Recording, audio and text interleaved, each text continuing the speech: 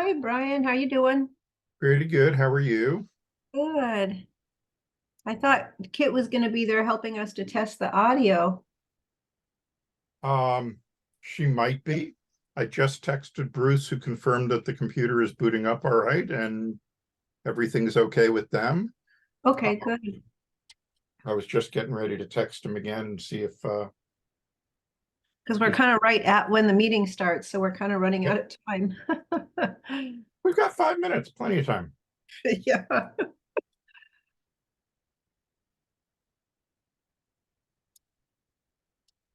Did you get any snow where you are? Yeah. Yeah. We got like an inch of it. We didn't get any real accumulation. I don't know how much of it actually came down because a lot of it was melting as it went, but there was a little layer on everything when I got up this morning. Yeah.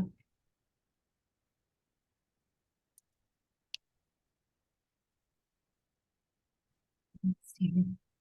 I'm still working on some things here, calendars and stuff, so I will be on the video in a few minutes. Okay.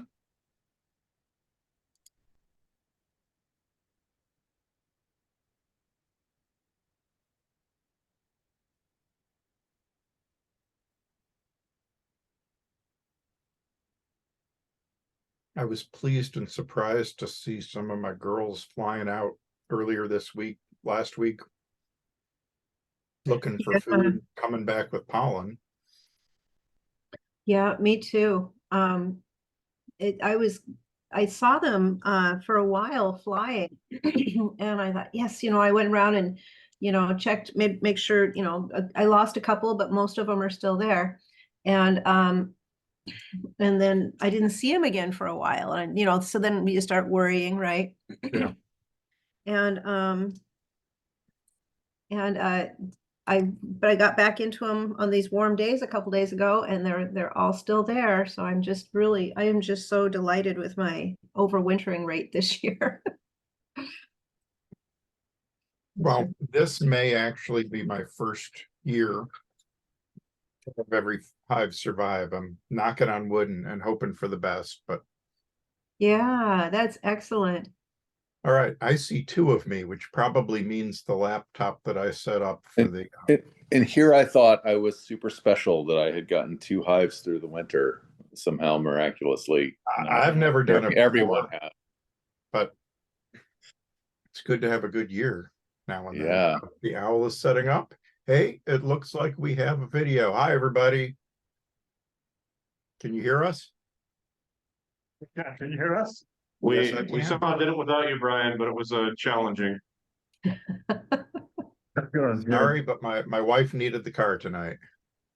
So now we need to get it projecting, which there should be a cable from HDMI, right? Yeah, there should be some sort of HDMI cable going from. Oh, that was it. Yeah. One sec, we got to get you guys on the projector. Yeah.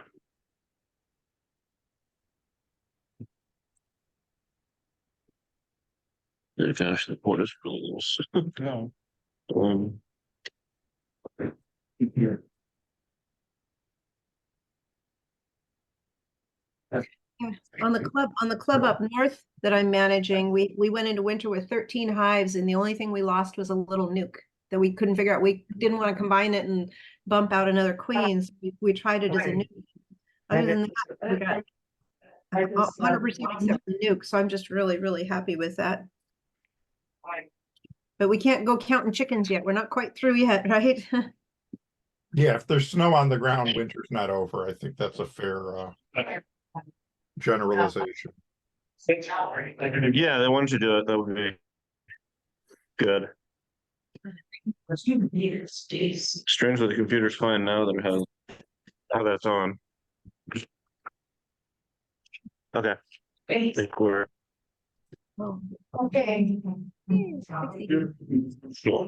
Change to. did this for 3 years in college. Is this good skill set? All right, now we can play solitaire while we're waiting now. That's kind of that.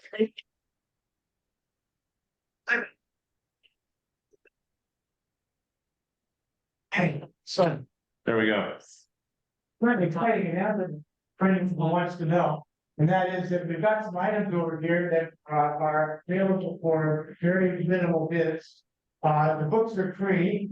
The lids take the bags are what you need. And no one has put in this for the asbestos. And the minimum bid true. I think that's 3 cents. I don't do that. So that's me. That's for my husband, very well. She's no, Scott, right? Okay.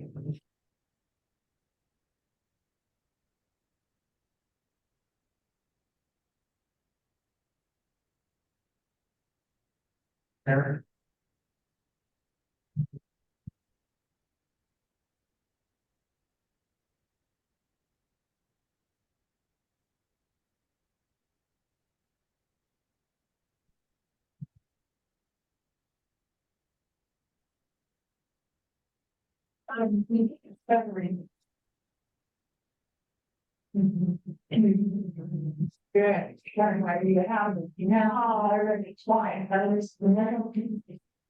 I do that, wrong. Well, situation, when God did this. So it's great. It's a long story, like keeping professionals. Many years ago, and same thing when she goes to the coffee shop and donuts. Yes. So, Kit and Brian, we still have really tough audio here. Are we testing the audio on the Owl?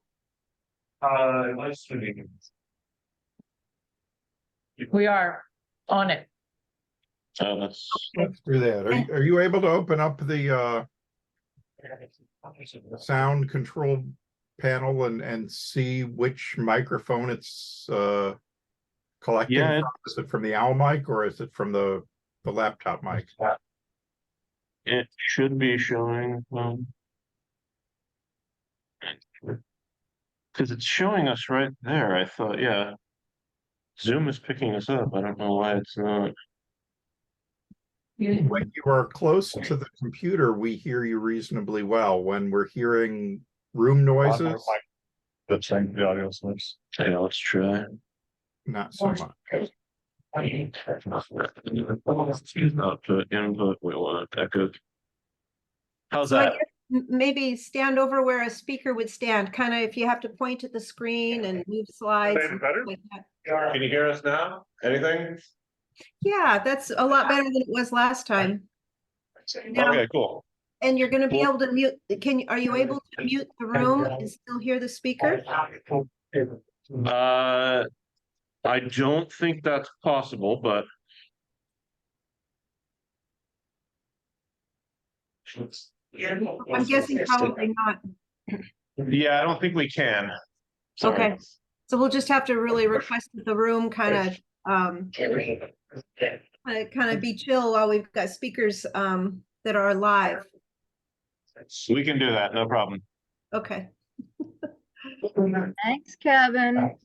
No problem. Okay, so let's go ahead and get started. We've got about 20 people here already, so welcome to March, you guys. I don't know about you, but I got an inch of snow yesterday, and I'm still excited about this spring. I can just feel it. We're gonna have a better spring this year.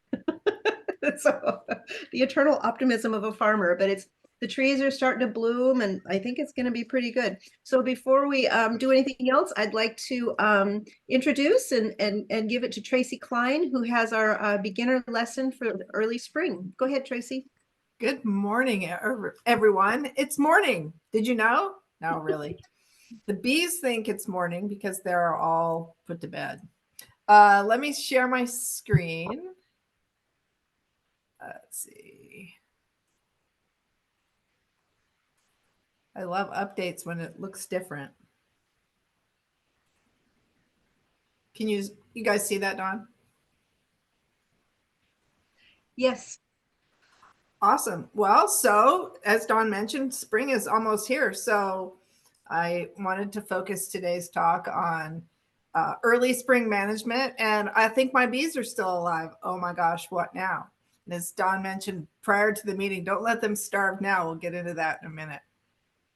But first, I wanted to mention for people that are new to beekeeping, wait, I don't have bees yet. What do I need to get started? So quick review from last month's meeting. What do you need to get started?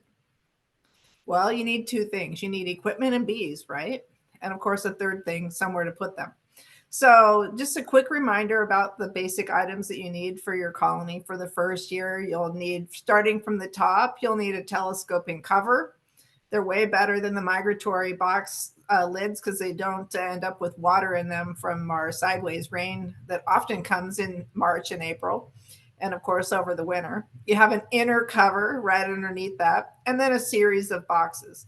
In this example, there are 2 medium boxes on the top for honey supers and 2 deep boxes on the bottom for the queen and the bees to raise their brood in. So these are called the brood boxes, and in between those is a queen excluder. I recommend if you're brand new to beekeeping, skip this part for at least the first year.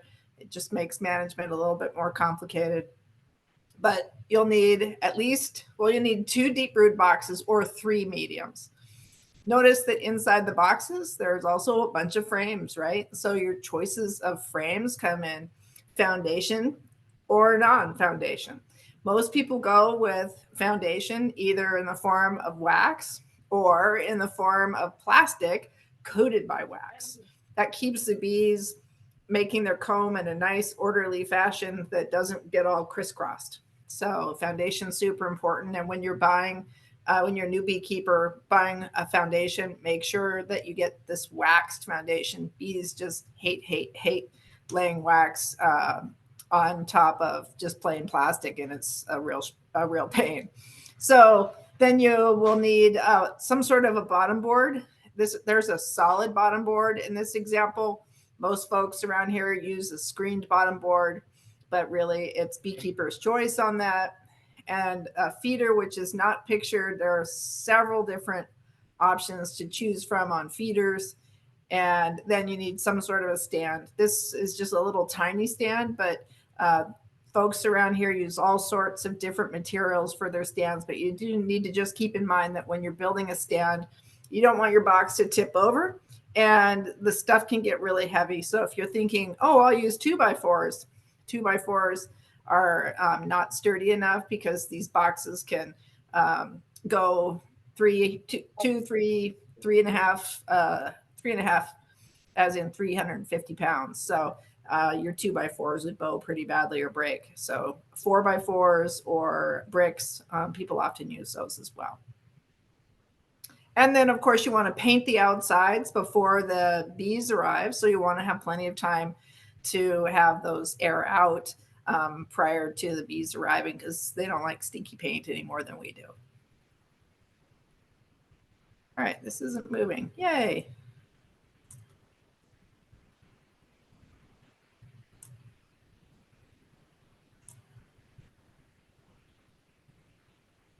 All right, so if you're in the market for bees, now's the time to purchase them. If you wait until April or May, the likelihood of people being able to purchase them at that time is low. So package bees are available right now, as well as nucleus colonies. Do pick out and purchase them. I recommend this month or at the very latest by the end of March. The most popular choice because of price is a package of bees, which consists of a screened box with 3 pounds of just bees.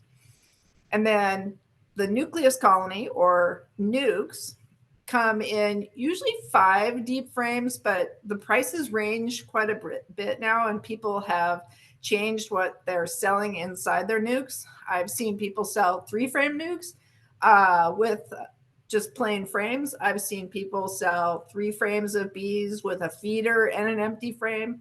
And I've seen people sell the true traditional nucleus colony or nuke with 5 full frames of bees, brood, honey and pollen. So like I said, you'll see a great variation in price, and it's usually the cheaper they are, the fewer bees and actual comb that you get included in that.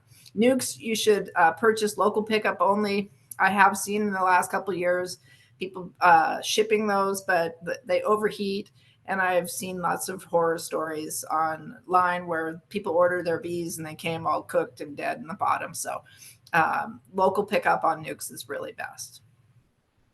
All right, and then moving on. My bees are still alive. Yay! So for those of you out there that still have bees alive, this is the segment for you. And we have a tale of 2 Februaries here. This is this February, last week.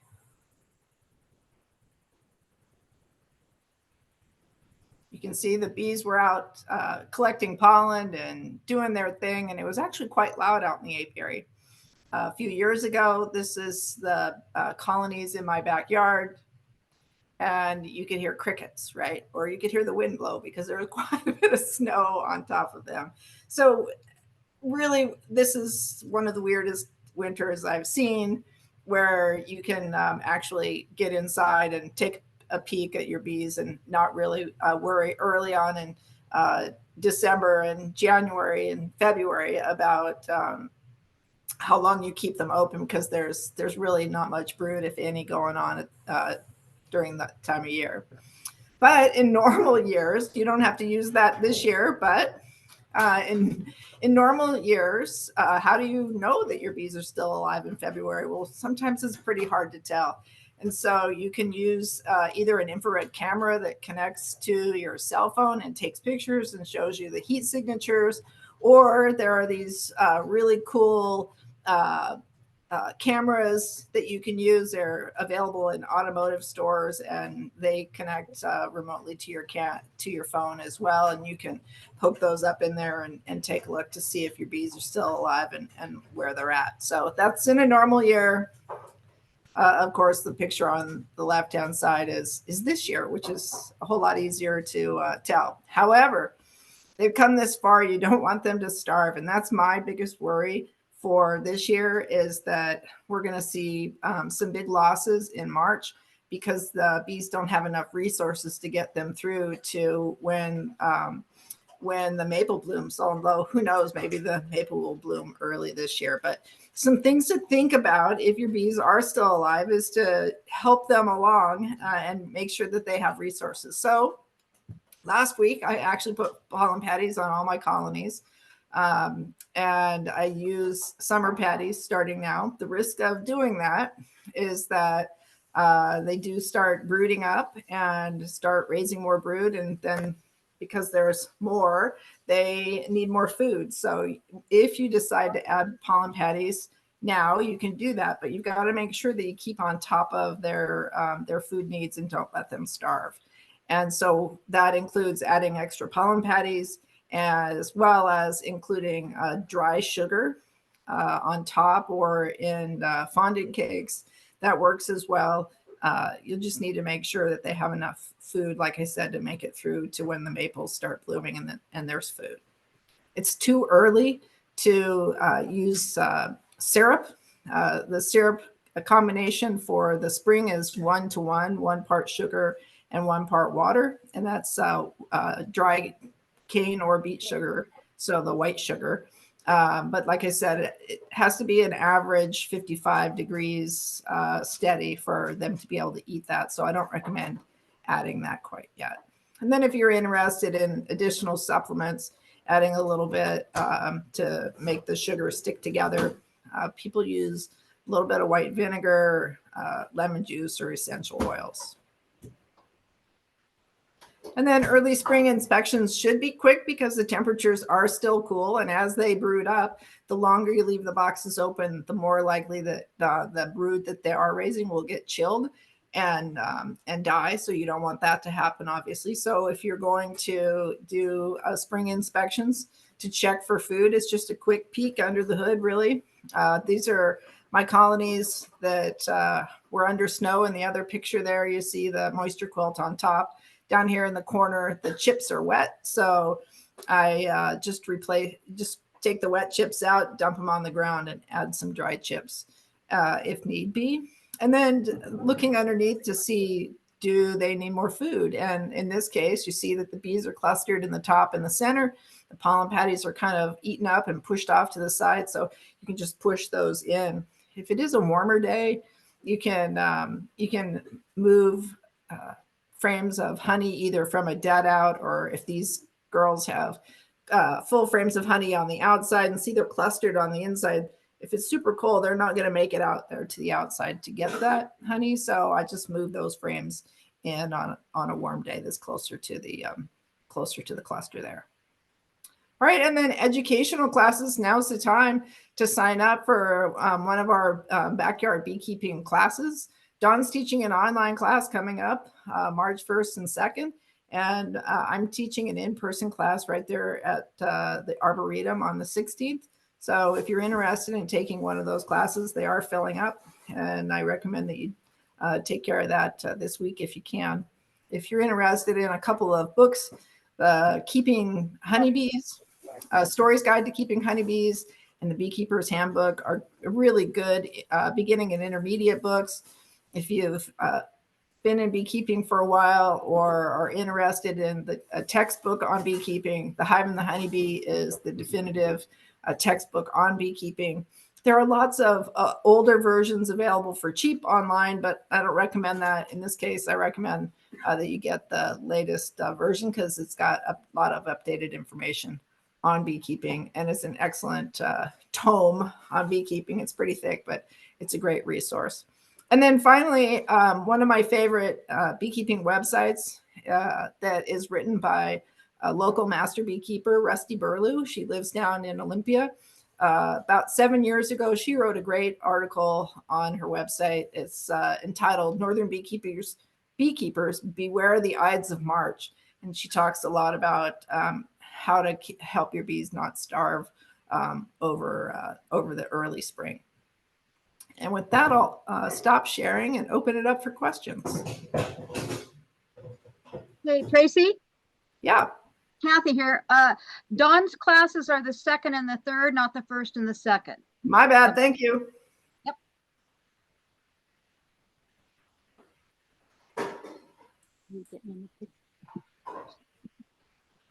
Rich writes to everyone, this year I've seen pollen coming in my area on warm days, December, January, and now, yes, absolutely, bright yellow pollen is coming in on those warm days. And you may or may not need to use pollen patties, but I always supplement because I sell nukes in the spring, and I want to make sure and get plenty of brood early on for those nukes that go out in April and May. All right, William and Chuck have their hand up. Yeah, just is there an advantage to using like a fondant or fondant, whatever you call it, versus just putting raw sugar into the hive? No, it's just calories either way. The advantage can be if you're using just plain sugar, you do need to put some sheet of newspaper down. So you pour the sugar on top so that it's directly over the bees. If you don't put the newspaper down, it pours down and makes a mess. Fondant's a little more expensive. So I usually just go with plain white sugar, but lots of people use fondant. So we put our white sugar just on top of the inner lid. Should we not be doing that? Well, you can get away with that if it's not super cold. If it is super cold, the bees won't break the cluster to climb up and get on top of the lid. I have had colonies starve in the winter doing that while colonies right next to them lived. But it's really best to have the bees and then the sugar right on top of them, just with that layer of newspaper. And then if you have extra, it's no big deal. In the spring when it's warm and I'm starting to feed syrup, I take all that newspaper and old sugar off. I peel as much newspaper off as I can and then add water and then use a strainer and strain out the extra that newspaper makes syrup out of it. Okay, thank you. Yeah, you bet. Bill. Yes, I was wondering, Randy Oliver, with all his oxalic acid research, seems like the latest talks about just putting one strip on the hive pretty much all year as a deterrent. Or do you recommend that? Because I try not to recommend what people do in their colonies, especially because the oxalic strips are not labeled. but I use Randy's oxalic acid strips in mine. And honestly, if they didn't have a lot of propolis over the top, because a lot of the bees propolize those strips, if they didn't have a lot of propolis over the top, I left mine in over the winter too. Okay. Would you recommend, next warm day, me putting, one, just one, so not really treating, but I don't think it'll hurt. I was thinking about mixing up some new strips and just putting them on next month. okay, thank you. I left mine on through the winter also. And what I'm going to do is I put them on, of course, in October. I'm going to refresh them this month by just laying them instead of between the boxes on top of the box. On top. Yeah, because that's where the bees are anyway. Right, Yeah. okay. And speaking of bottom boxes and top boxes, next month we'll talk about reversing. But my worry is this year it's so warm, cold, warm, cold, warm, cold that people are going to be tempted to do spring things too early, right? And so one of those things is a lot of people reverse their boxes. And I think that there might be some mistakes made this year because, that heat rises and the bees are going to start brooding up and start raising brood, and they cover that easily during the day, but then at night, when it starts to snow again, they shrink down to keep themselves warm, and then all of that brood on the outside freezes or gets too cold and dies. So that would be exacerbated if you reverse your boxes too early, because they're trying to keep all that brood warm in the bottom. So I think we're all going to have to resist the urge to do spring things too early, and just be careful about that. I have a question. Can you hear me? Yes, go ahead. I was looking at the Snow King website, and they were saying that the Apivar is not working as well. It's losing its efficiency or effectiveness for mite control. And I was wondering if other people have experienced that. And I was trying to figure out if the people using it have been using it for a number of years. And I've just been working on mite control last couple of, well, I've been working on it for the last decade, but I'm finally getting to a point where I'm making some progress, and I've been learning more and more. I'm just trying to understand what other people are experiencing, if this Apivar is losing its efficiency, effectiveness. Apigard also has a limit with the temperature. So I've tried to use both of them, but I wanted some input from the real users. I agree with the comments about Apivar. In fact, that's been happening for a long, long time. And I've personally never used Apivar for that very reason, in addition to the fact that I don't want to use hard chemicals in my colonies. So I've stayed away from that because the effectiveness, HopGuard effectiveness has waned over time, as well, and isn't all that great. Apigard, I think, works great in the fall. It's excellent to use since September or early October timeframe, because the temperatures are still up, and then your frames have the whole winter to air out from the stinky time I'll smell too. So the thing that I'm not a fan of, and most of you know this, is oxalic acid vapor. Once the bees start brooding up, it's not very effective, and I don't use that at all in the summer, but I have had really good success with Randy Oliver's oxalic acid strips. Dawn, any thoughts? Yeah, I'm inclined to agree with that. I do use oxalic acid vapor, and last year I did it while brood was present, but that meant I had to go back and do it 3 times in a row. So this year I'm not going to be doing that, but I do like to use it a lot in the broodless seasons. Yeah, it's great in the broodless season. I have 50 colonies and I don't have enough time to do oxalic acid vapor. So it is really important to make sure you use 2 different treatments every year. Don't ever do a single treatment for years and years, because don't bet against genetics and evolution, is what Randy Oliver says.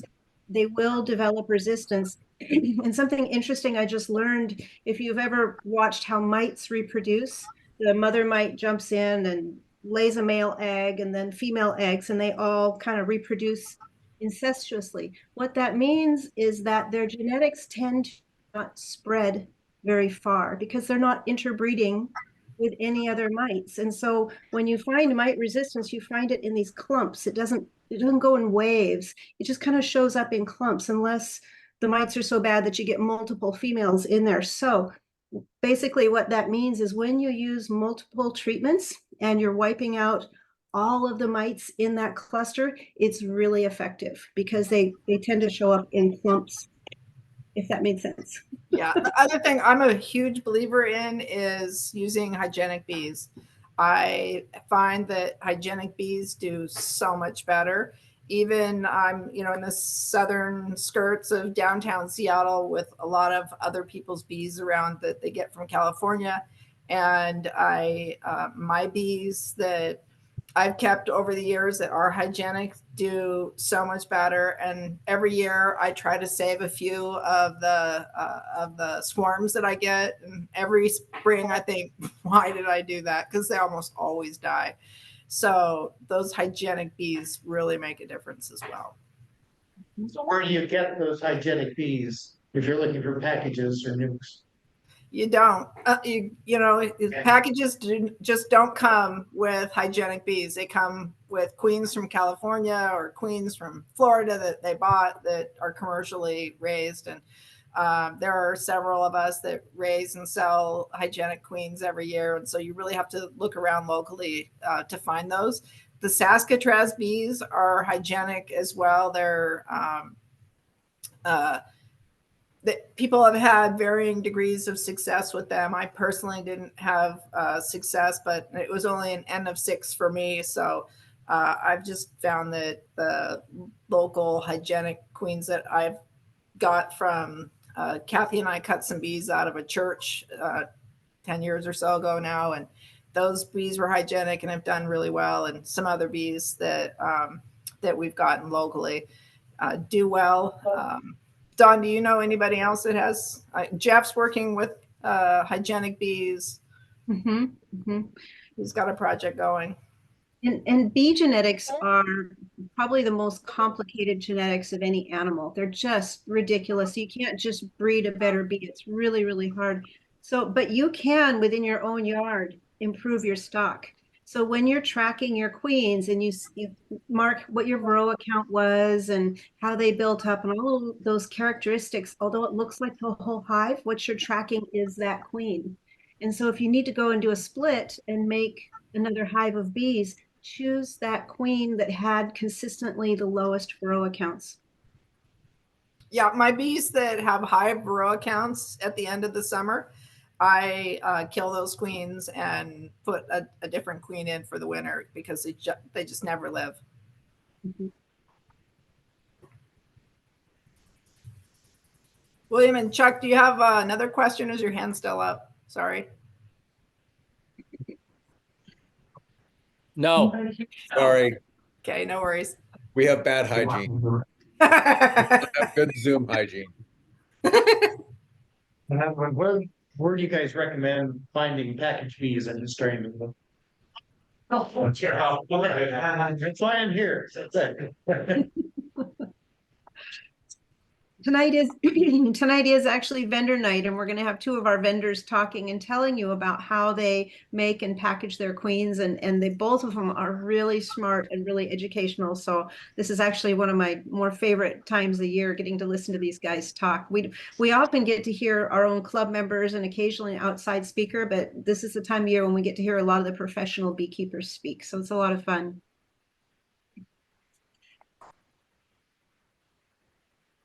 Right, Don, I don't see any other questions in the chat for right now. So we got a couple. I saw Bill first, and we actually have a little extra time, so we'll just kind of we'll merge this into the bee chat, and then we'll do club business in a little bit. But go ahead, Bill, you first, and then Tom. Okay, probably not a beginner question, but I was just reading in the American Bee Journal, about dysentery and diseases, and they're talking about cleansing flights and bee poop. Now, this is my third year. My first year, I had splatter on my car and house windows, and I just, oh yeah, cleansing flights, that's normal. But then reading this, it's like, well, maybe that was a sign of disease. So What does healthy bee poop look like? Not splattered on the front of your colony. So not close up. Yeah, I mean, so bee poop looks like bee poop. I'm a microbiologist by trade, and so you can't just look at bee poop and say, oh, that's healthy and that's not. You really have to put it under a microscope and see if it has nosema. If the bees can't make it away from the colony to poop, that means that they have a real urgency. And sometimes that's just because they've been cooped up inside for a long time, or they got the runs. So, and you really can't tell unless you put it under a microscope. The one really good tell is if they're pooping inside the colony, that's generally bad. And then if they're pooping outside the box, and it's running down the box, a little bit is normal, but covered, you should probably think, oh, I should look at this and see if they don't necessarily have nosema. Okay, so the same appearance, but farther away, like this would have been 100 feet away. That's okay. I don't worry about that. Yeah. They Excellent. love my car too, especially my windshield. Yeah, yeah. All right, thank you very Hard much. to get off. It is. And they used to think that nosema caught dysentery, diarrhea, but they don't think that anymore. The primary strain of nosema used to be Nosema apis, and I think that maybe did have some dysentery associated with it, but almost all of the strains of nosema now are Nosema cerana, and it does not cause dysentery. But although that belief persists with beekeepers, but they haven't actually said what it can be caused by. So my guess is that what happens is when we feed our bees 2 to 1 in the fall, and we're still feeding it to them late into the fall, they don't have time to evaporate it and get it capped and cured. And so it ferments. If you've ever gone to your hive and smelled that kind of appley fermenty smell, that is actually the syrup that's in the comb in the hives fermenting. That actually will make the bees sick and give them dysentery. So that's kind of my guess of what current diarrhea is from. Yeah, the other thing that can cause dysentery is high fiber content. And so well-meaning new beekeepers will use like raw sugar, natural sugar that has a high content of fiber, and that's not good either. So just cheap white sugar is the best way to go. Tom, did you have a question? I say cheap because it's not so cheap this year. 50-pound sacks at the cash and carry are $40 this year, which is outrageous. Hello, I'm on my first year, and I'm trying to set up my property for next year. So I had a couple questions. I exchanged some texts with Kathy last month after and during the meeting. One, I'm worried about bears, and she recommended I talk to Tracy about kind of a bear preparation. And then secondly, I wanted to kind of help out throughout the year this year. And so I wanted to get some PPE. And I'm wondering for the Northwest, what is the best type of, maybe you could take a minute. I wanted to come down, but I couldn't come down today. I don't know if there were any vendors there that had bee suits and stuff. I know there's like total onesies, total outfits, and there's different kinds of PPE. Maybe you can talk about what's best for the Seattle area. Sure. I happen to have my veil with me because I was using it for work as a gag yesterday, but I don't know if you can see this. I've got, let me unblur the background. I've got the vented suit. I really love the venting. The canvas suits are super hot in the summer. I mean, even our summers, they're just incredibly hot and they turn into a giant sweat fest. So the vented suits are a little bit more expensive, but honestly, I think they're well worth it. There's several different brands. I would recommend looking and making sure that they have a Velcro, a good Velcro catch on the front and the back of the veil. Some of the cheaper bee suits just have the zipper in the back, and I have wound up with bees in my veil on multiple occasions with an older suit that I had that didn't have Velcro in the back. If you accidentally get one with without Velcro, I it would be worth your while to hand stitch one on so that they can't get through that zipper gap in the back, because there's nothing more disconcerting to a new beekeeper than to look in their veil and go, oh damn, they're on the inside. Tracy, so if people can hear me in there, Yeah. that's one specific style of zipper. I know that some of the suits, such as the Ultra Breeze, have a continuous zipper that goes all the way around. You do Yeah. not need a back Velcro if you have that style of zipper. Yeah, good point. As far as bears go, bears. I have a cabin on Hood Canal, and I know that people up in the north end and Woodland and stuff have bears as well. So the only way that I've kept the bear out of my colonies at Hood Canal is to break down and put them inside of a 6-foot tall chain link dog kennel that I bought at Costco. And then I also wrapped, I went into the farm store and I got those poles, those insulator poles, and zip tied them to the corners of my dog kennel and put 6 strands of hot wire, and then bought the hottest hot wire that I could get. I think I got a cattle fence that will cover 5 miles to go, go around my little tiny dog kennel. That's the only thing that's kept the bear out. And he even tried to dig under 2 years ago. So I've had him go through just a plain hot wire with 6 strands. So you can't always count on hot wires, especially if you have an out yard and the power goes out in the fall. It's the fall when they're the worst. And so that chain link has kept them out, even though 2 years ago when he tried to dig under, the power went out and he ripped off all of the hot wire, but he didn't get in. He almost dug under. So last year I added concrete block around the bottom too. So if you have a persistent bear, my humble recommendation would be to go ahead and just pour a concrete slab and put either get a dog kennel or use just put up your own 6-foot chain link fence around it and then add hot wire around that. Great, thank you. And I'm guessing then if you need the most powerful electric fence that the solar powered ones just don't cut it? No. I have great success with solar powered chargers. We use them in like land and farmland around here, and use the like stick in the ground pair fences. And we have one, like we've had one the deer bear den that like them came back, but nothing like crazy. Like we bake them with bacon, bear will lick it. Definitely recommend training your bear. Yeah. So, but put something yummy on the fence that they will lick or nose and get a good strong shock. Because an electric fence is only a fear barrier. And if they're not afraid of it, it won't work at all. And as Tracy said, if the fence goes down, they will know it very, very quickly and they will go through it. So that is where having an additional physical barrier definitely has been.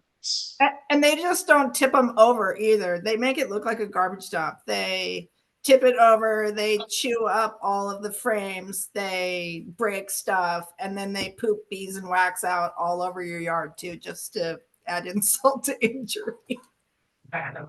That's just heartbreaking to hear, but thank you for the input. Sure. Tom, and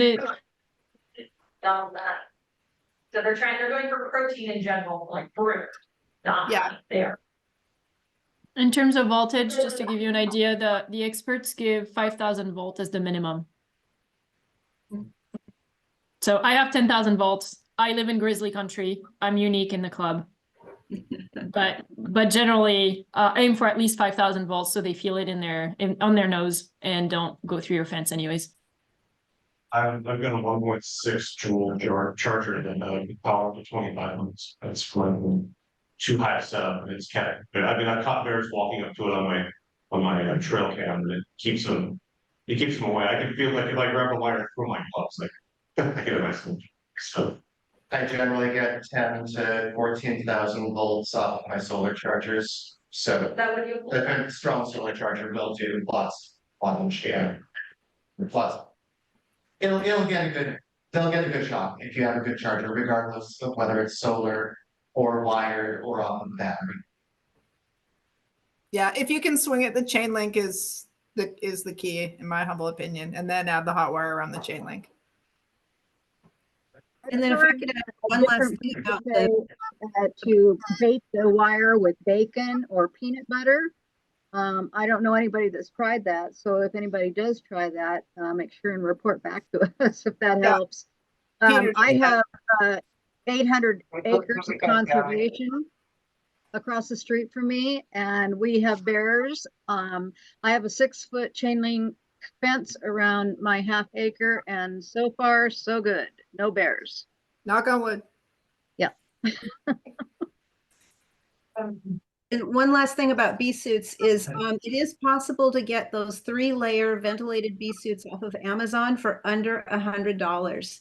They used to be like $200 and $300. I get them pretty right. I get one every year now because they're $100 and I go through them. I like the kind, there's a zipper around the veil. So if you need a drink of water, you can unzip it and get a drink of water. You just have to remember to zip it all the way up, because I have gotten bees in the veil before. And it's helpful to have zippers at the ankles. So it's easier to put your shoes on and off. So those are the things I look for in a suit.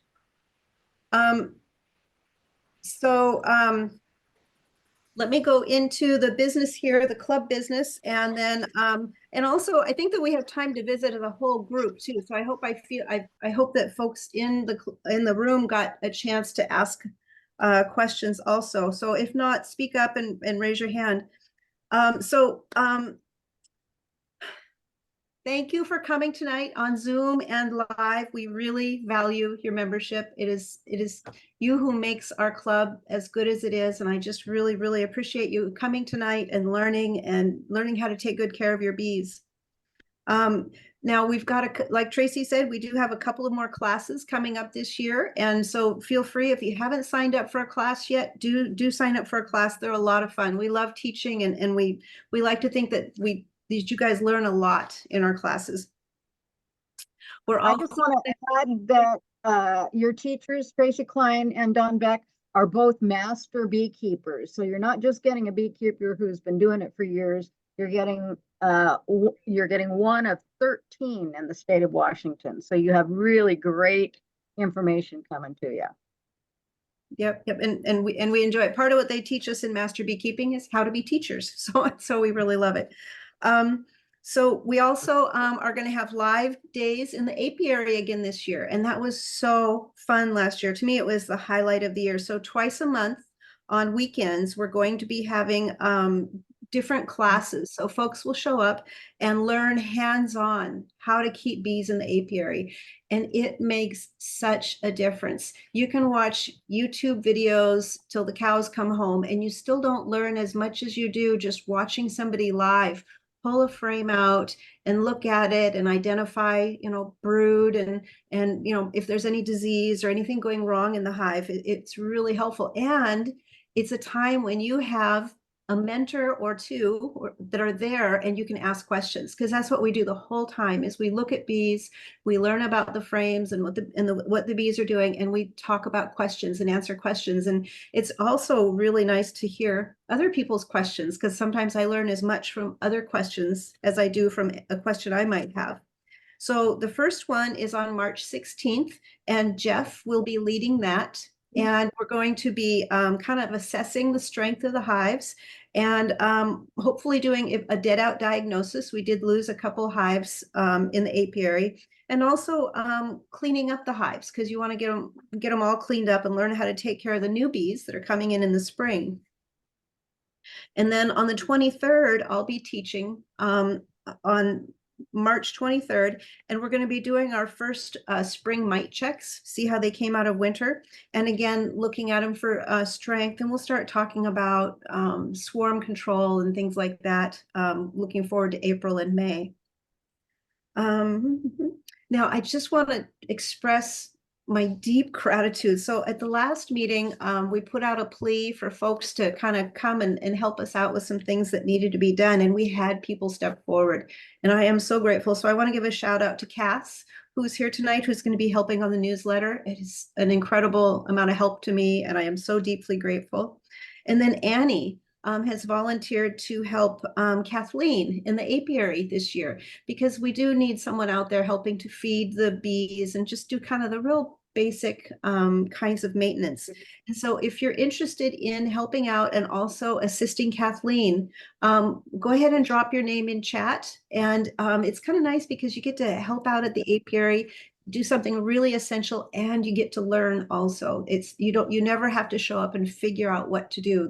We're always pretty clear about what needs to be done. Please go give each hive a gallon of syrup or something like that. So it's a fun way to learn. And then we actually had somebody step forward and volunteer for some events already.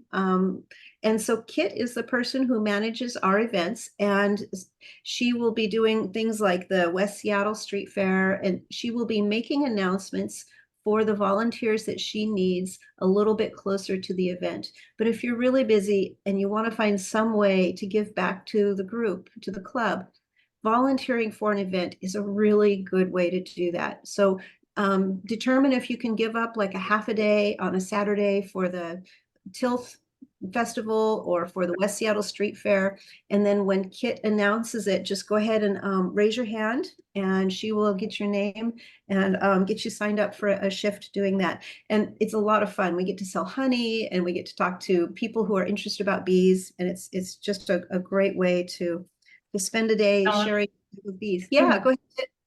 So it won't be raising hands, we'll be signing up online. So we'll have it all digital, and it'll be great that way, because you don't know if you can do it till you aren't here, but. And it's not the West Seattle Street Fair, it's the West Seattle Bee Festival. The street fair is a popular sea fair, and I don't want anybody to think that, because that's a real thing. But anyway, yeah, we've been working on the events, Nancy and I, and it's looking great. So you sign up by going to the website then? Right, the calendar will have a drop down for the signups. And then call in writing, and then we can email you with updates about the last minute nature. Yeah, now, once they're all locked up. Okay, let me know. Yeah. I'll present them to the board meeting before we do that. And then Jeff just posted. Jeff just posted to the chat. I guess if the chat's not open in the room where the room can see it, maybe we can open that, because he actually posted a QR code to our swarm list, which is an awesome way to do that, Jeff. Thank you.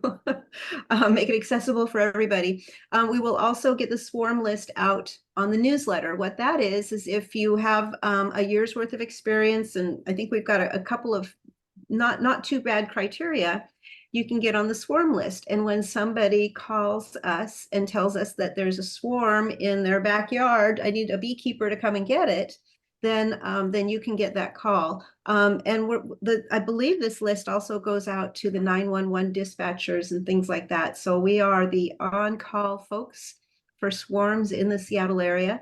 And I think we're going to try and get this swarm list into the newsletter also, so you'll be able to see it there. I got it. That's cool. Hey, thank you. Good. Let's see. So Kit put in a request that she wants folks. What we have a challenge here with hybrid meetings is that we've got a group of folks in the room that really want to socialize and talk to each other, and then we've got Zoom, and it's kind of hard to blend those two. So what we're going to do now is we're going to take 15 minutes.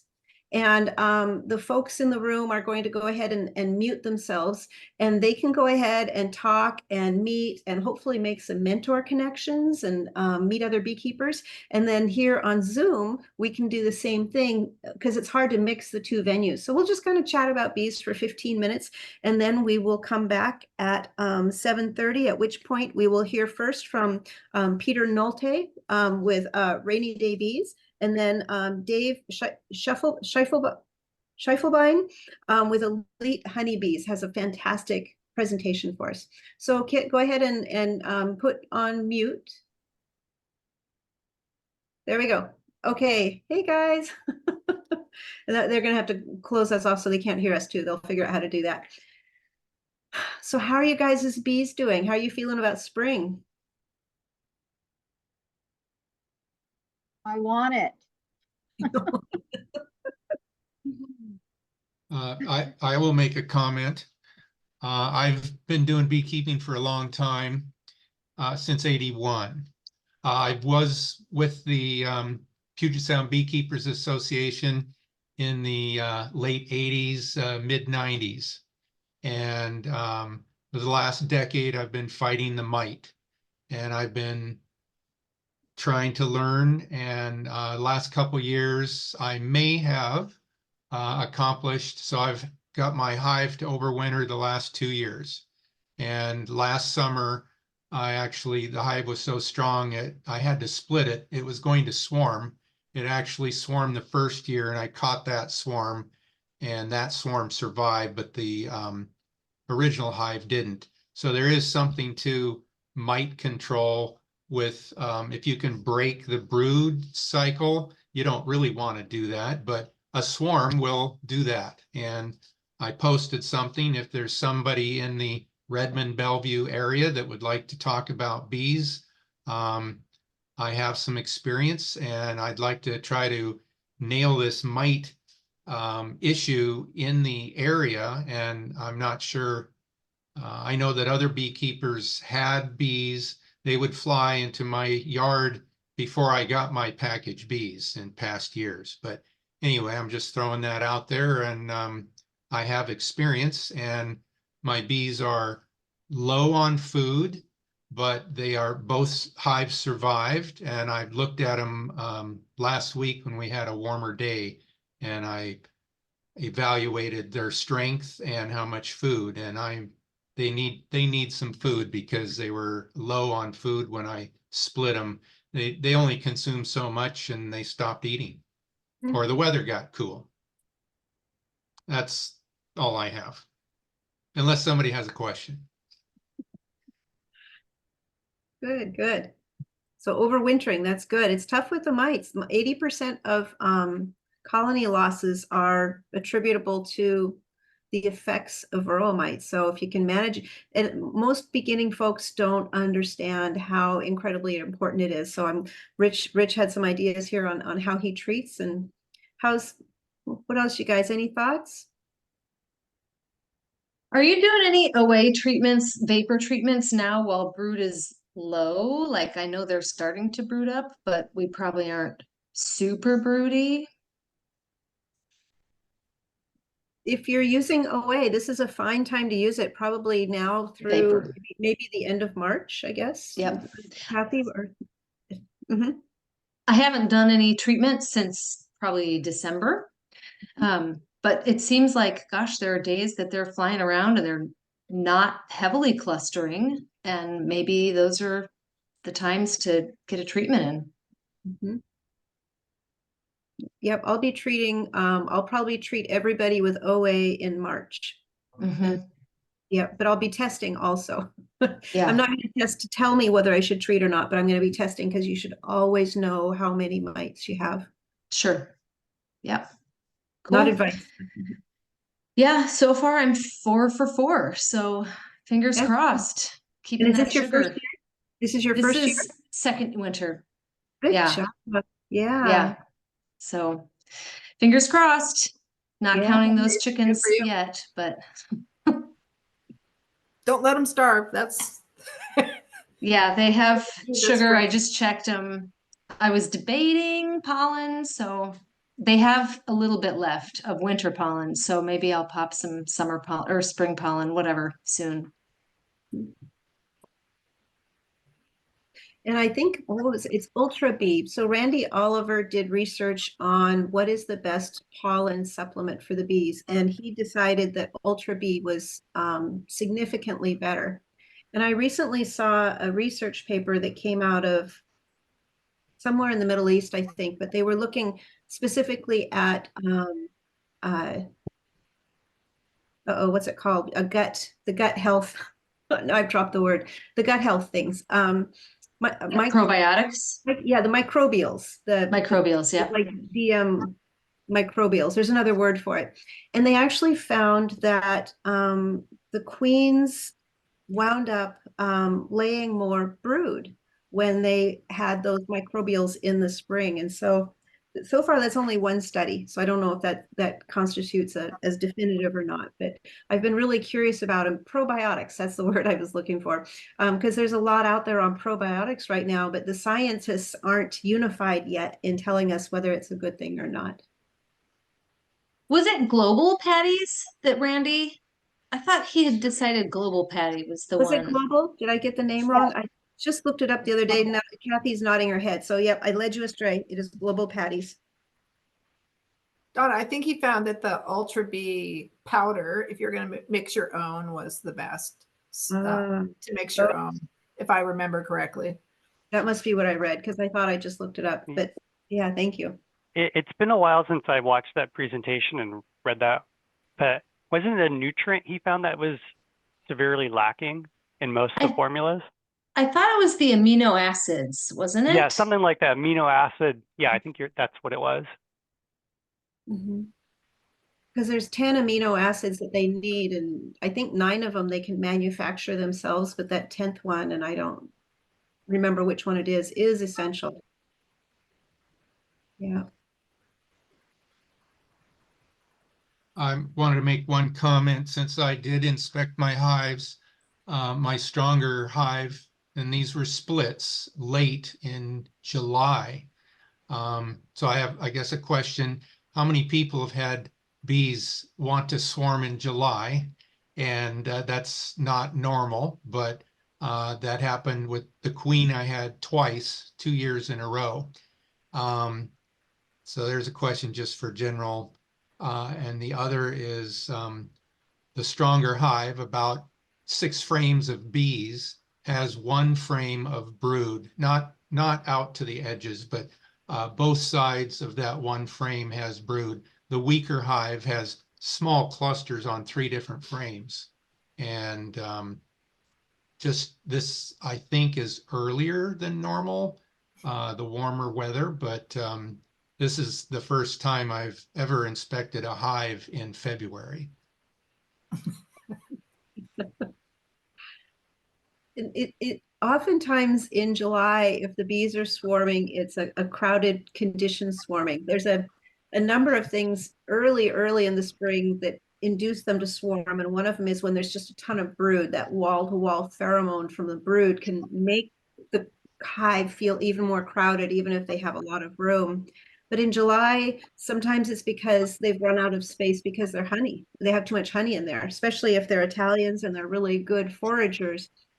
And so what Tracy says in her when she does her beginner lessons is she talks about making room for the bees, and you can't give them empty foundation because they can't do anything with it. But if you give a drawn comb on either side of the brood nest to make sure that the queen always has room to lay, because if she hits a honey frame, it's kind of called a honey wall.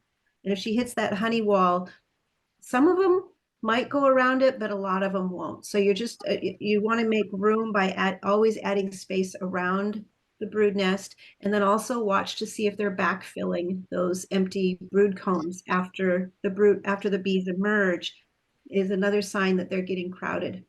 Well, I'll tell you what I did. I had 4 deeps and a western, and I pulled 30 pounds of maple honey and 90 pounds of blackberry honey. And then after pulling that off, I still put another honey super on to see if they would bring more in. And then I looked and they had swarm cells. So I manually split it. And interestingly, the original hive, they took the swarm cell and turned it into a supersedure cell. And so this was a very strong queen, but I put on lots of frames and lots of space and took away a load of honey. So it was just an exceptional queen and an exceptional year. I don't know what other people did last year. That's 120 great. pounds of honey. there was a lot of forage last year, and one of what you did that I heard is that you took the honey out, spun it out, and put the drawn frames back in to create more space. I want to make that distinction because bees don't recognize undrawn frames as space. So many times newer beekeepers will put new boxes of comb on there that's not comb at all. They think it's comb because it's frames, but the bees don't recognize it as that, and they will swarm in July when they get crowded, especially carniolans, because they just build up so quickly and run out of space. So I've seen, I've picked up swarms as late as the end of August. So it's last year the swarming dried up as soon as the blackberries were done, but some years they do swarm quite a bit later. Well, I added empty frames that were, drawn out comb, and I took some brood and put it up above the honey super with 2 queen excluders, and even pulling the brood away from the queen or from the bottom, they were just destined to swarm. And so it was just, the queen was extremely good. Yeah. And sometimes you just have to split the hive because it is a biological urge to swarm. That's how they one of the ways they reproduce. And so if they have a lot of food and there's still resources out there and there's a ton of bees, and they're going to go, woohoo, let's make another colony, right? And so when they get too big, and even if you don't want extra hives, you can go ahead and split that hive and wait for them to chill down until that swarming urge passes, and then you can recombine them later and wind up with the same number of hives. Or you can split them and sell them or give them away. There's a lot of things to do, especially with as many bees as you have. You got a new business started, it sounds like. Wanted Got a to side remind hustle. people. Oh, sorry, Tracy, go ahead. No, go ahead. I just wanted to remind people that the bees are bringing in nectar. Nectar is wet, and they have to reduce that down to 17% moisture. So in thinking about that, realize that you need a lot more space for the nectar that the bees are bringing in. It's not going to be like when it's all finished off and here's one nice box of honey. You're going to have boxes and boxes of nectar, and bees move that all around the hive. They'll take it down to the brood nest. They'll take it down to a honey super and start fanning and reducing the moisture content. But it's really important when that blackberry flow starts that you're watching it constantly to put on the extra supers to give them extra room. And, when they use it all up, then you take those empties away and you combine everything down. And I've read that it takes 3 times as much space to make nectar into honey as it does the honey holes. I'm sorry, go ahead, Jeff. Yeah. I was just going to say, I feel like a lot of beekeepers that worry about swarming, I think we tend to forget, because we think about them making honey for us and all the other things they're doing, is that if you think about the bees world, everything they're doing year round is to set themselves up for a spring where they can overload that hive and reproduce. So if it took them to July, it took them to July, but everything they're doing is to swarm. So we can try to mitigate that, but sometimes, that 5% out there, doesn't matter what you do, they're gonna make it work somehow. Yep. Okay, it looks like we are ready to get started back up again. I guess I need to hear from the room. I don't see you guys on the screen. Are we all connected together now? Can you guys hear us? They're partying by themselves. They are. I don't even see the owl. Do you see the owl? Let me try. Are we? I'll text it.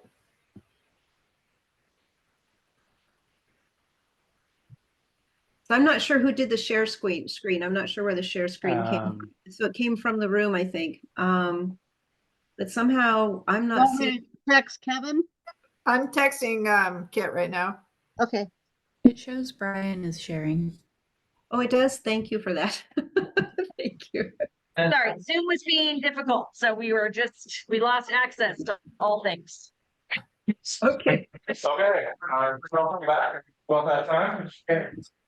We're trying to figure out how and where we want to talk. I think it's a talk right here. You're probably fine. Here. Well, You're if close. we, Can I make a quick announcement? yes, please do. Okay, We stand here, we do this, when are we on here? so like people can sit. I think we're here. You're on. I'm You not see- on, I don't see myself. I see it, Bruce. We Oh, see there I am, Here's- there I am. Oh, Here okay. you are. Oh, very good. I have an important announcement for everyone here. We're having a small auction tonight, but next month, we're gonna have a whole lot of more items of different things. Different equipment that people have donated to our club that we cannot use, and we're going to be either, some things are free, some things are going to be on an auction basis, I think. And anyway, I want to encourage people to come because it's one of those things where you can't take it home if you're not here at the meeting. So there you go. That's my announcement. Show up next month and we'll have all sorts of exciting things out on the tables for people to buy at really good prices, maybe free. Must be present to win. And I want to give a big thank you to Bruce for organizing all of this. Over the years, we have collected a lot of extra equipment that's still in really good condition, and we want to make sure that it gets out into the hands of the members of the club whose dues originally paid for to purchase this, or club members donated it. So go to the live meeting and come home with some fun bee treats. So Peter, it looks like you guys are ready. Pretty much. We were just finishing up a couple little things, getting the room Trying to set be able to up. see what's going on But and I actually be think able to, We are ready to go, can I advance the slides would be the question. if we can advance the slides, apparently. might even click up into that screen again. Yeah, there we go. I'll be able to do it there. Okay, So I think we're good. are we, can you hear us all there? And then. Crystal clear. Sounds great. Okay. Awesome, thank you. Welcome, everyone. My name is Amy Beth Nolte. This is Peter Nolte. We are Rainy Day Bees. We are excited. Today, we're going to talk a little bit about who we are, what we're selling, and some of that stuff. But we're also going to leave some time for what do you all need to know and are wondering right now? And I want to see if I can also get the chat pulled up here to make sure. No, that was not working. I will pull it up again on my phone so we can also see those of you online who have questions. Because our first question we wanted to ask is, how many people do not have bees and are not getting them this year? Or just here for the future? How many, how many people are brand new to beekeeping and starting this year? Anyone? In the room, not in the room. No? Anyone online? Anyone, does anyone need bees this year? We've got a few people that do need bees this year. I think that was the actual question. But they're people that are brand new. Okay. It's, sure. Or is it more, right? That also tells us who we're talking to. Trying to get back to the online chat. So, and how many people have bees over winter? They're set, they're good to go. Yay. Good job, everyone. Congratulations. That is what. So one of the things we're gonna do today too is sort of ask other people's opinions on all of this. And I'm finally getting in to the chat online too. So we want to hear what and how all of you are doing on there. So to start off with. So we are Rainy Day Bees. I've been keeping bees in the Seattle area for over 12 years. I manage 150 beehives and 30 plus backyards, rooftops, farms, and forest land. Take hives up into Mount Rainier. As you heard, if you were here for the beginner's lesson, I do deal with bears. They're fun. But generally, if your fence is working, they don't bother you. I know Tracy disagrees with me on that. Some persistent bears. I'm just those are very persistent bears. I'm sorry, Tracy. Other It's things, okay, Peter, he's dead now. I mean, sorry, I didn't just give you a thumbs up. What did you say? Nothing. Then he doesn't exist anymore. Also, we have a WSDA certified honey processing facility, which we will soon be opening to other beekeepers for harvesting, processing, bottling, etc. If you ever want to market your honey, please let me know. I'm happy to help with all sorts of things. Side note, we just got also a WSDA grant. There are these really awesome post-harvest food infrastructure grants. So we finished this facility and we are in process of also getting upgraded equipment to be able to harvest. Which if anyone does, I'm sorry, this is a tangent, but if anyone does have a small honey or farm in general that's in need of local food infrastructure money. There is a new round of that grant opening in late March. And that is They just gave away $6 million in this last round. They had 60 million in requests. So it has been a like big need. It was like post-pandemic money they did one round. We didn't get it the first round, but they were able to convince the legislature to like, hey, people need this. So if anyone is in need of that, that is something that is available from the Washington State Department of Agriculture. We also do beekeeping classes and coaching, but that's not what we're here to talk about today. So you've got 3 options if you are buying bees. You could, or needing to get new bees. Oh, I'm just looking. Oh, and all my bees died during the big freeze, and then a tree fell on my apiary. Ouch! I'm so sorry. That's horrible. Insult to injury. You can purchase a package, you can purchase a nucleus hive, you can catch a swarm. I feel like we hear a lot of new beekeepers like, I'm gonna catch a swarm, that's how I'm gonna start my hive. If you meet someone who successfully did that, I would love to meet them. As far as starting their first hive? Yes, who like started an apiary because unfortunately, that is not. But really, the fourth option is the successfully overwinter your hives. It was a few years ago, we started some like 201 level classes or other things. So we're like, we want you to stop buying bees from us and instead treat for mites. So we just want to acknowledge that that's the goal. And do the other things. Stopping mites. So we sell Golden West nucleus hives that are deeps. I've been selling these for about 8 years. I've used them myself in my operation. Since we were just discussing Randy Oliver, this is Randy Oliver's company. Golden West Bees is his company. I go down to California. I pick up nucleus hives from him. He and his sons raise all of their own queens. The queen is they make their splits. They put a queen cell into the nucleus hive split. The queen emerges into the split, goes off, mates, comes back, and lays for a full brood cycle before I pick up the nucleus hive, bring it up. The bees that are emerging are actually that queen's young when you get it. That's a great thing. They also do I think this might come up later in the presentation as well, but all of the Golden West nucleus hives do get a oxalic acid dribble to treat for mites when they are broodless. So there is this little brood break between the old queens when they're, the split's made and when the new queen starts laying. During that time, they get an oxalic acid dribble. So they should come pretty miteless, pretty mite-free for the most part. And someone online was asking, like, is the hygienic kind, like talking about the queens, and other people ask, like, also what race are our. So the Olivers have been selecting very strongly for mite resistance for a number of years. They believe that there is some mite resistance in their bees. I think there is some mite resistance in their bees. That does not mean that they are mite-proof. There is no such thing as a mite-proof bee currently. I would love it if there were. Especially if you're in the Seattle area, we just get so much mite immigration from everyone else's bees around us. You will deal with mite issues. But yes, the Olivers have been selecting very strongly for mite-resistant bees for a good amount of time. They are not treating, any of their breeder colonies, haven't been treated for an extended period of time. I don't remember exactly how long. New this year, they have provided some of their breeding stock to Olivera's honeybees, which is also down in California. Oh, sorry, Randy's company is up in Grass Valley in the Grass Valley, high elevation. It experiences snow, wind, rain, etc. It's not a Pacific Northwest bee company, but that means we can get queens from them early enough to actually be usable. Which was nice. They have sent us photos rather late of the hives in snow. making nukes in the snow there. New this year, they have provided some of their breeding stock to Olivera's honeybees.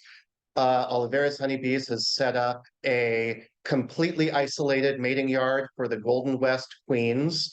25,000 acres with no bees except for the Oliver's queens.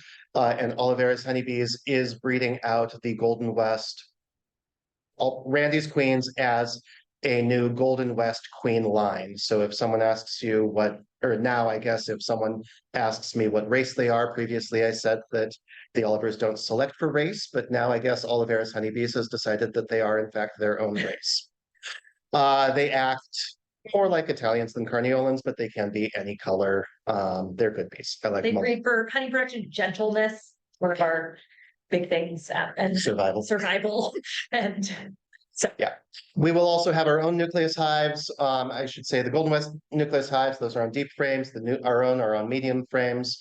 Medium is $265 with a $25 refundable box deposit. The prices that are listed do not include tax. Tax is estimated on the PSBA website. If you look at that, and other than that, you can, add 10% to those prices listed. For our own nucleus hives, I have 3 different options. I will have nucleus hives from my own bees available maybe as early as mid-April. I'm on the list to get queens in mid-March. If that actually happens, I'll make my splits. We'll have, nukes available in mid-April from those queens. I will later have, I think I'm sold out now, but I did have some overwintered nucleus hives as well. And then in the summer, if anyone is like, you know what, I'm going to catch a swarm, best wishes to you. And I talked to a to start, but even if you're like, my bees died, I've been doing this for 3 years, but I think I've got a reasonable chance of, bees just moving into the hive. Absolutely happens. Best wishes to you. If it doesn't happen, I do have summer nucleus hives as well. So if you are in the boat of, I'm going to wait and see if a swarm moves in, you can still call me in May or June. And yes, I will have nucleus hives available because I make them myself. And that's one of the things, reason that we put queens up here is we sort of accidentally become a full queen supplier. We're in Shoreline and we just have queens all the time for ourselves. So not just in spring, but so feel free. I raise some of my own queens. I also have queens from Old Soul apiaries in Oregon, which is they've been selecting for hygienic behavior for, ever, as far as I know. How much are your queens? This year, I believe they're 50, but I would have to go look that up. I haven't updated prices for queens yet this year. We'll see what those come out. Okay, yeah, and there's no shipping tag. That's Local pickup. Yeah. Any other just questions on do you have queens from the Golden West? I will not initially, at least. I think. We also my first queen order is from Oliveras. So at the moment it will probably be Italians, Carnies, and Saskatraz. I have not, I literally just learned, as Amy Beth said, like in the last week, that Oliveras is doing the Golden West Queen line as well. So I have not asked them whether there is a chance of just getting some Golden West Queens shipped up. And that is a question I should ask. Yeah. Yeah. If they are new this year. No, they're priced about the same as everything else. So yeah. And we've been really thankful, that so Randy and Eric is his son who's running, they've been really helpful too, just these last 8 years we've been buying bees from them. Yeah. Where do you have people pick up their nukes? Pickup is in Shoreline at our house. We can also by appointment do pickups in Carnation or down in the Buckley Enumclaw area. But generally, if you're in, the main nuke pickup time slot, especially for the Golden Wests, those are in Shoreline. Any other questions before we move on? Cool. Great. Awesome. On we go.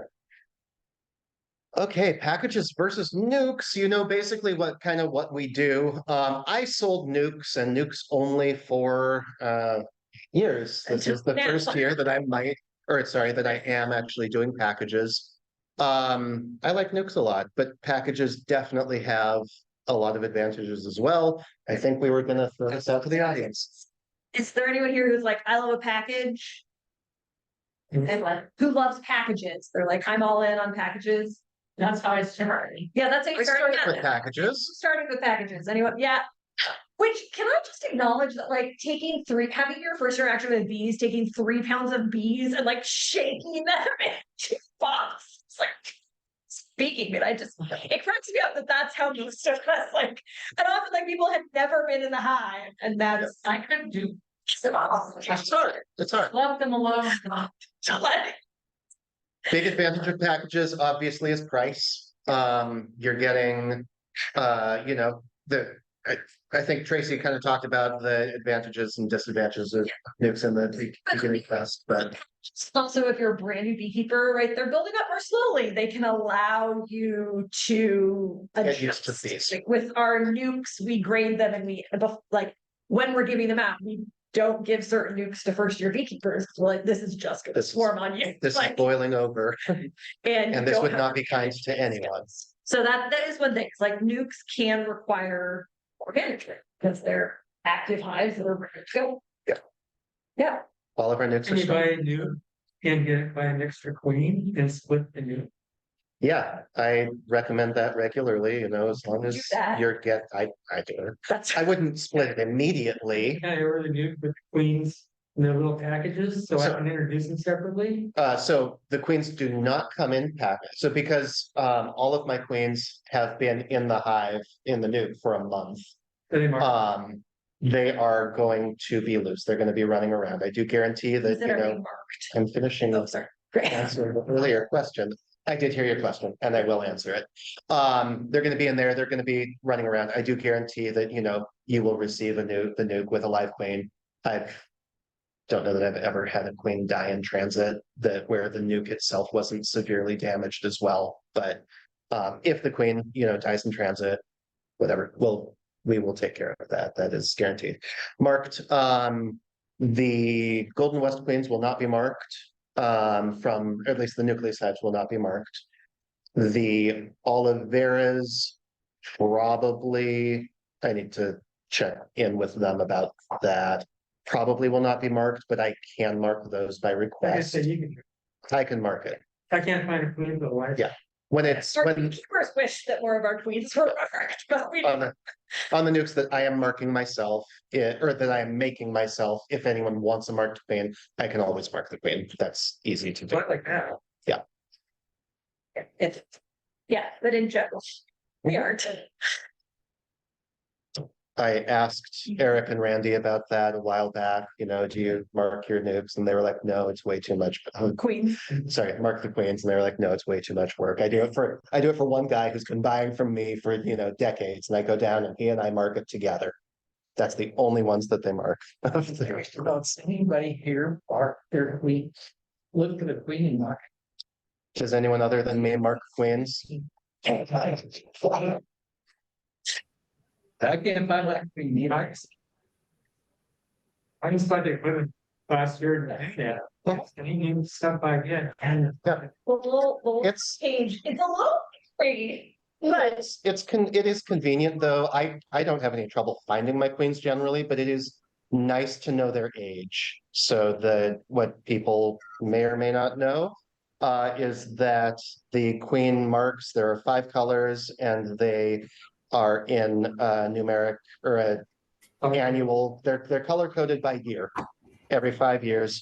So by looking at your queen marking, as long as they were marked correctly, you do know how old your queen is.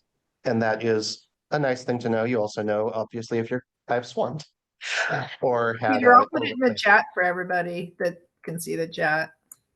Thank you. the color. Yeah. Color test. Was that governing body?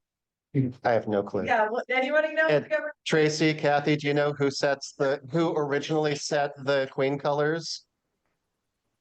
I don't. Okay. Yeah. I'll look it up. Yeah. Tracy will look it up. She'll post it in the chat. Yeah. Yeah, it's been that way for a very long time. I could not tell you who originally said it. Probably one of the queen breeders, I would guess. I slash drenched her in paint. Yeah. She survived. So most people probably are doing you all, it seems like, are repeat folks, but even a couple of these, we have a private Facebook group for people who've bought our bees or taken classes from us. So by these, that's one of the things you get invited, and you can post in there and we post, and it's just a nice way to get more. But one of them, like, do I need to treat my new hive for mites? Peter talked about. Ideally, your hive, your package or your hive hopefully will have been treated for mites already, your nuke or your package. That said, if you do get a package, it's really simple to do a fast oxalic vaporization if you have the equipment, or a fast dribble, and just guarantee or put in, you know, some hop guard strips. It's, you know, an easy, words. It's an easy thing to do to just make sure that your hive does start out with a low mite count.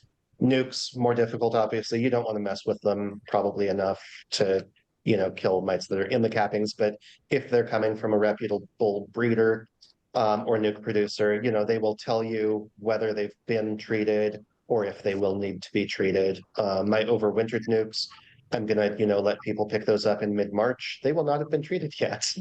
I am going to, you know, tell them that they haven't been treated, and I'm going to provide them with a treatment for the nukes once it warms up just a little bit more and it's appropriate to treat them.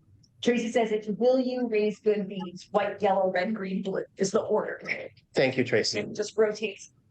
So it's on a 5-year, like every 0, you know, and 5 and 6. It's It starts with 1, so year 1 is white, so it Right, starts yeah. with, yeah. yeah, wow, right. Thank you, Donna. 1 and 6 are white, and all the rest of them rotate on the 5s. Thank you. Question from Bruce. Yeah, you're suggesting that you might want to treat, say, package bees that you get. Do you treat them while they're in the package, or do you put them in the hive first and then treat? I would put them in the hive first personally and then treat them. Other people might disagree with me, but once you put a package in the hive, you've got a solid 8 days, maybe longer, depending on how long it takes the queen to start laying before you'll have any capped brood. So probably longer, especially if it's on new foundation depth. Anyway, you've got a lot of time to do that treatment. And the little stuff that you treat them with is unpleasant. With bees, you don't want them to say, well, it's a screwed up hive, I'm leaving. So I would wait until there's brood in the hive. I would install them into the hive, wait until there's brood in the hive, because once they've started laying, once there's active larvae in the hive, they will probably not take off. And then I would go ahead and do that oxalic acid dribble or vaporization if you've got the equipment to do that. Personally. If you're putting them on foundation, it's gonna take a few days for them to build up enough foundation to lay eggs. And then it's gonna take a few days after that before it's capped. So you've got probably a week. Yeah, I would say you've got almost a week and a half if it's on new foundation, but that would be my rough guess before you'd have at least much capped brood in there. If you are someone who had bees last year, your bees died. I just received this question online, is why it's on here again. Unless your hives died of American foul brood, which is highly unlikely, or to a lesser extent, European foul brood, diseases mostly do not carry over from one year to the next. So you are fine to reuse your equipment. You don't need to burn it or bleach it or scrape all of your beautiful comb off and make the bees start over from scratch. It is perfectly fine, even if it's moldy, to reuse that equipment. Say that. Someone was asking how long from creation to delivery packages are kind of die expect. Packages will be made up.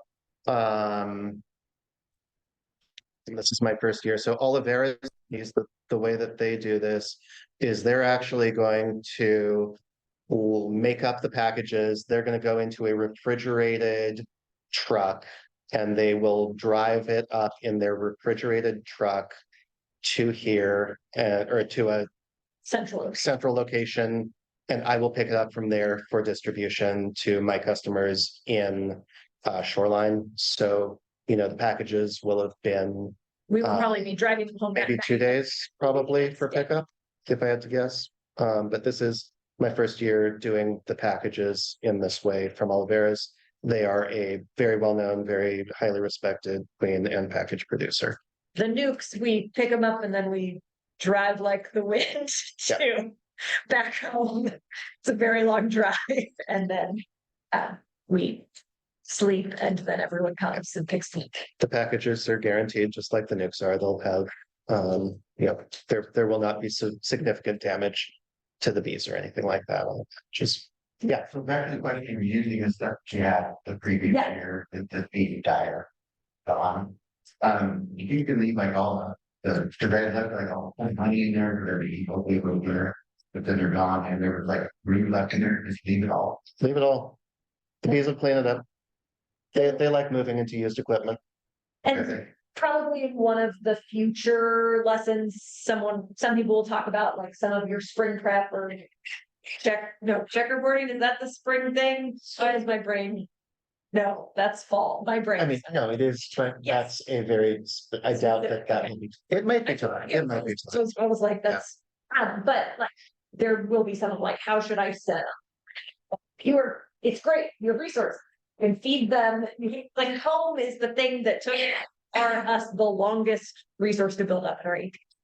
That is in many ways your most valuable resource, because otherwise you're just losing honey production to them building. I've got like a minute and a half left, I think, in my 30 minutes of the presentation. So does anyone have any final questions before we pass it over to Dave? Who has a really fun presentation based on what it looked like last year. Where do we get your queens from, or do you breed them all yourself? So I have 3 queen sources that I get my I guess 4 queen sources I get my queens from over the year. The first queens that'll be available will be from Oliveras honeybees. Those will be Italians, Carniolans, Saskatraz, and maybe some Golden West if I can swing that. Those will be used first for making up nucleus hives and splits, and then if I have any extras, I will be able to sell those as well. Oliveras did cut that order in half because mating weather has not been great down in California. So currently I have 50 queens arriving in mid-March and 50 queens from Oliveras arriving in mid-April. So the half of the order got pushed back. Second queens that'll be available will be the Golden West from the Olivers in the nucleus hives. That's only in the nucleus hives for those. After that, I will probably for a good portion of the summer have queens available from Old Soul apiaries, as well as once the weather allows for good mating weather here. I don't push mating weather locally, but once we have good mating weather here, I will have locally raised queens by me from my bees. It's a lot. That Saskatraz. Saskatraz is being bred by Oliveras honeybees. It was a breed that was developed in Canada, actually, but they are the Canadian beekeepers contract with Oliveras because Oliveras can produce them much earlier and in greater quantities than you could up in Canada, essentially. But yeah, it's a Canadian breed that is being propagated by Oliveras honeybees. Supposedly more mite resistant. Supposedly more mite resistant, supposedly good with, obviously they're Canadian bees, so good with colder temperatures and all of that sort of stuff. It's usually like we're buying all those different queens for our own apiary because we want that diversity of genetics too. Also when they're available. Yeah. Well, thank you guys. Thank you so much. And there's a funny story about the Saskatraz name before we open the floor for Dave. The bees were developed in Saskatchewan, in an area that was so incredibly remote that the breeders called it the Alcatraz of Saskatchewan. Therefore, we have Saskatraz. It's a blending of Saskatchewan and Alcatraz. So there you go, trivia. And now we get to welcome Dave, who does an amazing presentation every year. And hi, Dave. I look forward to seeing you again. It's all yours. Yeah, I'm going to share my screen.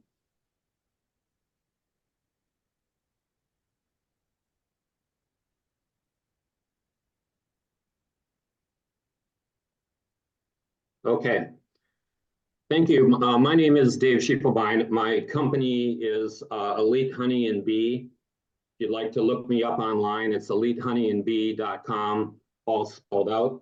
In 2024, I am also selling packages, nukes, and mated queens. First thing I always like to talk about is the warranty that we have. We feel it's pretty good. We stand behind the quality of our queens, and we do a full and immediate replacement if something goes wrong with that queen. That's particularly true in the early stages of a package or a nuke development. If your queen is not laying, we want to hear about it and we want to try to figure it out. Okay, I'm just going to talk about the 3 products real quickly. The 3-pound package of honeybees, you have a choice of 3 races: Caucasian, New World Carniolan, or Italian. PSBA asks us to list our prices, including tax. So that's what I've done. Price for a package is $208 plus some change. And we like it when you recycle your boxes. So if you get them back to us, we give you $4 back on them. I make 2 trips to Northern California to pick up bees.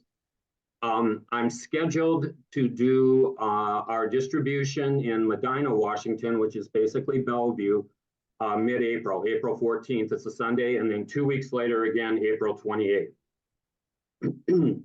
We also sell 5-frame deep nukes, and the emphasis is on deep because some people do keep bees in medium boxes. That doesn't mean you can't get a deep nuke.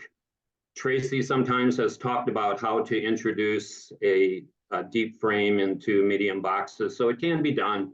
It's just a little bit more work. Same 3 races. There's our price, which includes tax, $308. If you bring the box back, again, we hope you do, you get $20 back. And I want to just say something about why we do that, because it's a little bit of a chore to collect all those boxes and then store them indoors as we do for the entire year. But we're really concerned about cluttering up your space with things you're never going to use. And we're really concerned about things going prematurely to a dump.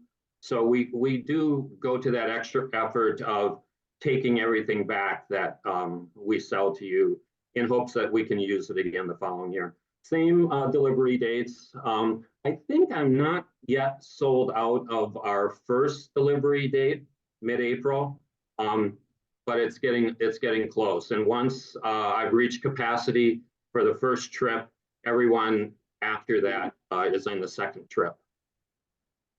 And then we also do sell mated queens. We have them available year-round, but we first bring them back again in mid-April. Same 3 races that I've already talked about. The price of the queen is $50, but then with tax, that brings it up to $55. So one thing that people sometimes do now when they anticipate spring splits, they'll order a queen now and they can do their splits mid-April. You could actually do them you could do your split a little before we come back and then introduce a queen right there in mid-April.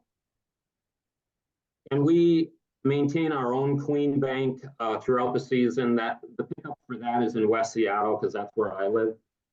And same 3 races. And we run that queen bank starting April 14th, pretty much to October 1st. So splits or swarms or queen replacement, we've got you covered from April through October with that. All right. I'm going to just talk about this a little bit because Peter touched on it and Tracy touched on it. And that's kind of the basic question that everyone asks. Are the bees mite-free or are they sensitive to Varroa? Are they VSH bees? And this all has to do with the breeding of bees. So the bees that we are selling are not labeled VSH, but Varroa sensitivity is one of the traits that queen breeders look at and try to breed into their queens. So there's a lot of queens in California, or excuse me, there's a lot of bees in California, which means there's a lot of mites in California. So all the bees that we bring back have been treated for mites. That includes packages and nukes. But that is not to say that you can just forget about it, because you can't. You need to be monitoring your mite population and deciding what to do. And I just want to just emphasize this thing on the bottom here. The way that we describe our bees is that they come from stock that are selected for the traits of productivity, hardiness, overwintering, and a reduced susceptibility to pests, which includes varroa and other pathogens. That's what queen breeders are trying to do.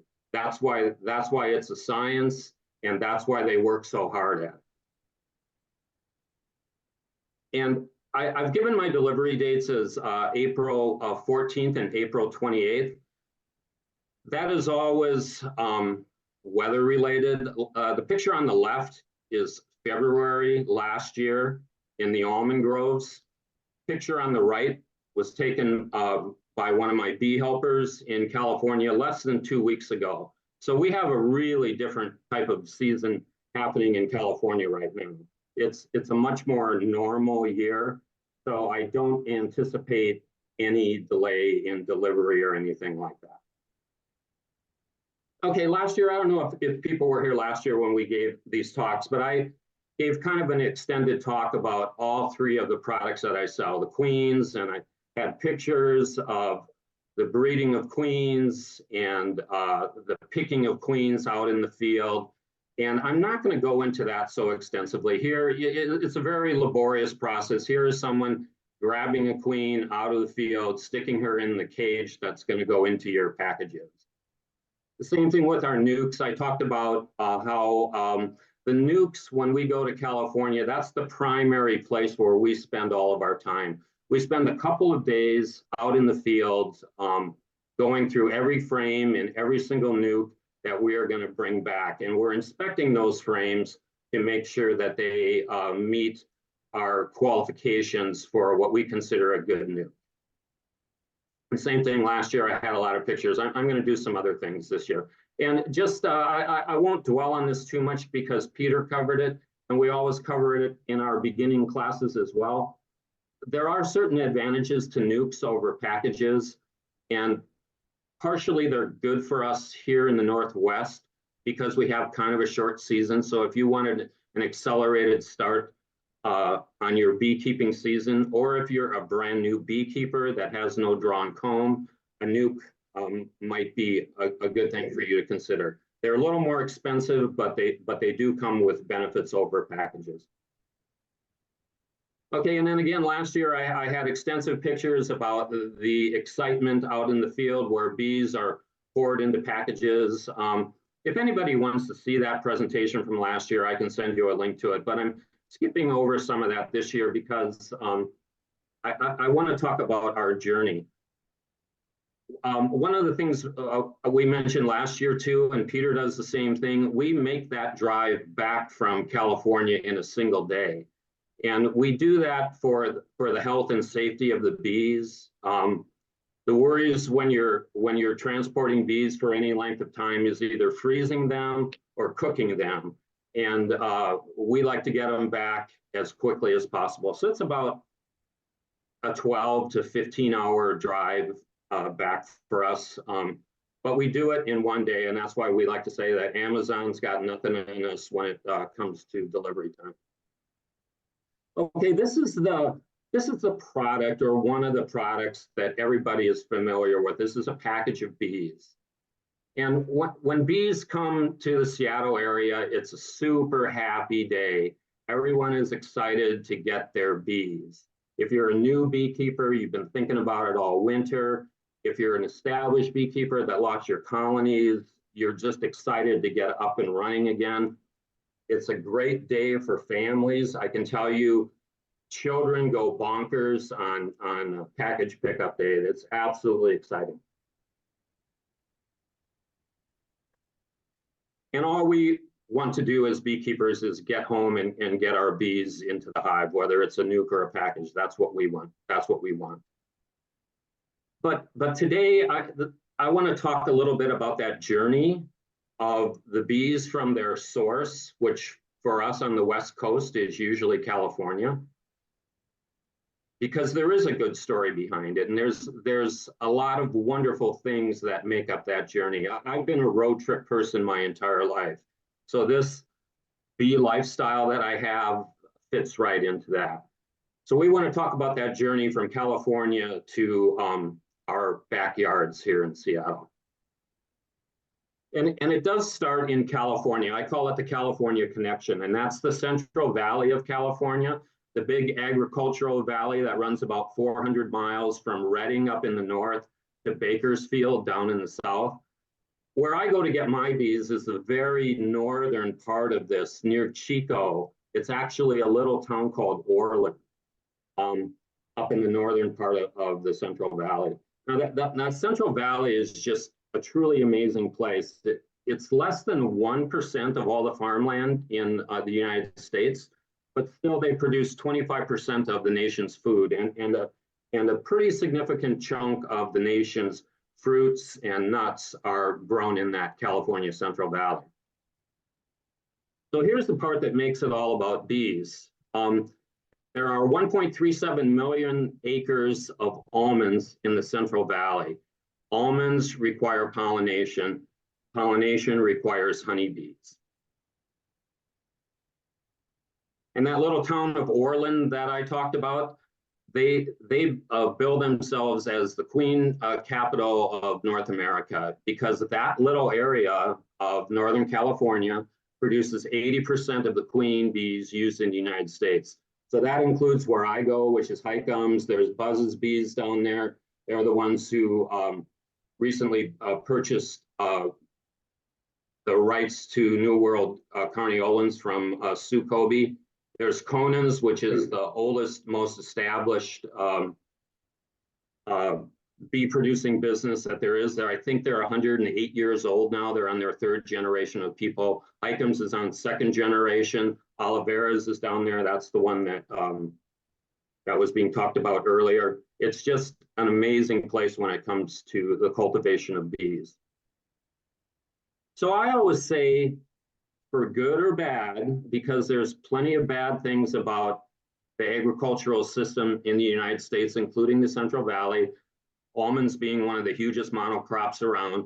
For good or bad, if it was not for what is happening there, I make the argument that we would not have this. We would not have the supply for our backyard beekeeping. There's 2.71 million colonies of bees in the United States was in 2023, which is actually a tick down from the year before. But to meet that demand, particularly on the commercial level, there needs to be commercial queen rearing operations. And where I go in Orland, that's where one of them is. And again, that's Highcomb's honeybees. That's Russ Highcomb. He's the son of the owner, runs the place now. Very down-to-earth person. He supports, boy, I think he's got at least 30 to 40 full-time employees, you know, so he has a strong responsibility to the local economy in keeping these people employed year-round. So he has to be good at what he does. Every time when I go down there and walk around in his office, it's like a little bee museum, really. He's got stuff everywhere. Here's an example. That book on his desk is about the Slovenian hive fronts and the art that goes into that. Everywhere I turn and look in his office, he's got something else interesting. And there's a little connection I'm going to make between these Slovenian hives in a slide or two here. But Highcombs, the place that produces the packages and nukes that I bring back, they need to source their breeder queens from somewhere else. And this is what's so great about living in Washington State. We have one of the best bee research schools in the United States out at WSU. So we have Steve Shepard, soon to retire, Sue Kobe, who has retired but still has a hand in it, Brandon Hopkins, Tim Lawrence. Now, this person here is someone I want everyone to keep an eye on. That's Megan Mahoney. Megan Mahoney works out of Texas and North Dakota, but she already has ties with WSU. And certainly Heikams is a big backer of the breeder queens that she produces. And some bees, we started bringing back some of Megan Mahoney's offspring bees last year, and we will be doing more again this year. And this is my little definition here of what makes up a breeder queen. It's all about the genetics. They're usually artificially inseminated, and they do that so both the parental lines, the maternal and the paternal, can be carefully controlled. So a breeder queen, like I said, is artificially inseminated, costs $1,200. Not the type of queen that you and I are going to be buying. $50 is expensive enough. But this is the cycle of breeder queen to what we bring back to you. So it starts with a breeder queen. Her eggs are grafted.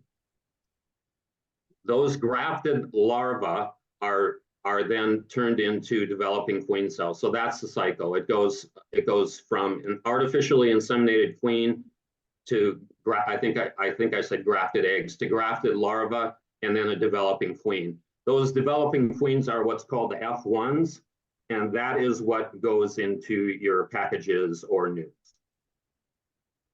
Okay, this is just a step backwards here, and this is I would encourage everyone to look this up. This is the title of the YouTube video that just got posted a few days ago, and it's a talk that Megan Mahoney gives. And if anybody wants me to send them a link for this, I'd be happy to do it.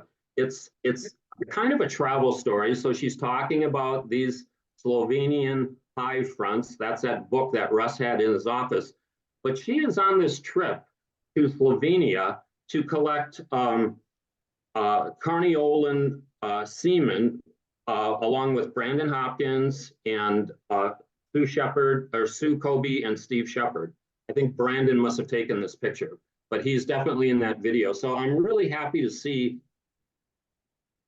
the source for our bees, which is mainly WSU breeders, now has this new person coming on the scene. We're actually trying to get Megan Mahoney to come and talk to our bee club in January of 25. So I really hope that happens. She's a pretty interesting woman. And here's just another parallel thing. The things I see when I'm picking up bees, Sue Kobe and WSU are getting their bees from the same place that I get my bees, and they're returning their packages the same way that I return my packages. It's just kind of fun to see. But back to this journey that I want to talk about. As I said, we make this trip in a day. So a lot of what we're seeing is from the window of our vehicle. And some of these pictures that I've taken on the trips through the years are shot through the window. This is our rig tooling down the highway at the end of the day, casting a shadow on a hillside next to the freeway. So we make our way from Seattle down to California, cross into California, and immediately we see things that are all about bees. It's a transition time in California when we're down there in mid-April. The almonds have just finished. So all those hundreds and thousands of hives are going elsewhere. So here's a semi full of beehives headed back north, probably to apples in Washington State.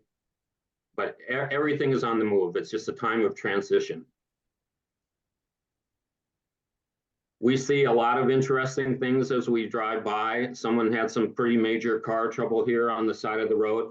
We have issues sometimes on our trips as well. Certainly nothing as serious as this. And I'll talk about a couple of the things that have happened during our trips. Weather can be an issue for us. We're going over several mountain passes. Sometimes we hit some snow. Usually it's just dumping rain, but anything is possible. So weather on these bee trips is always a challenge.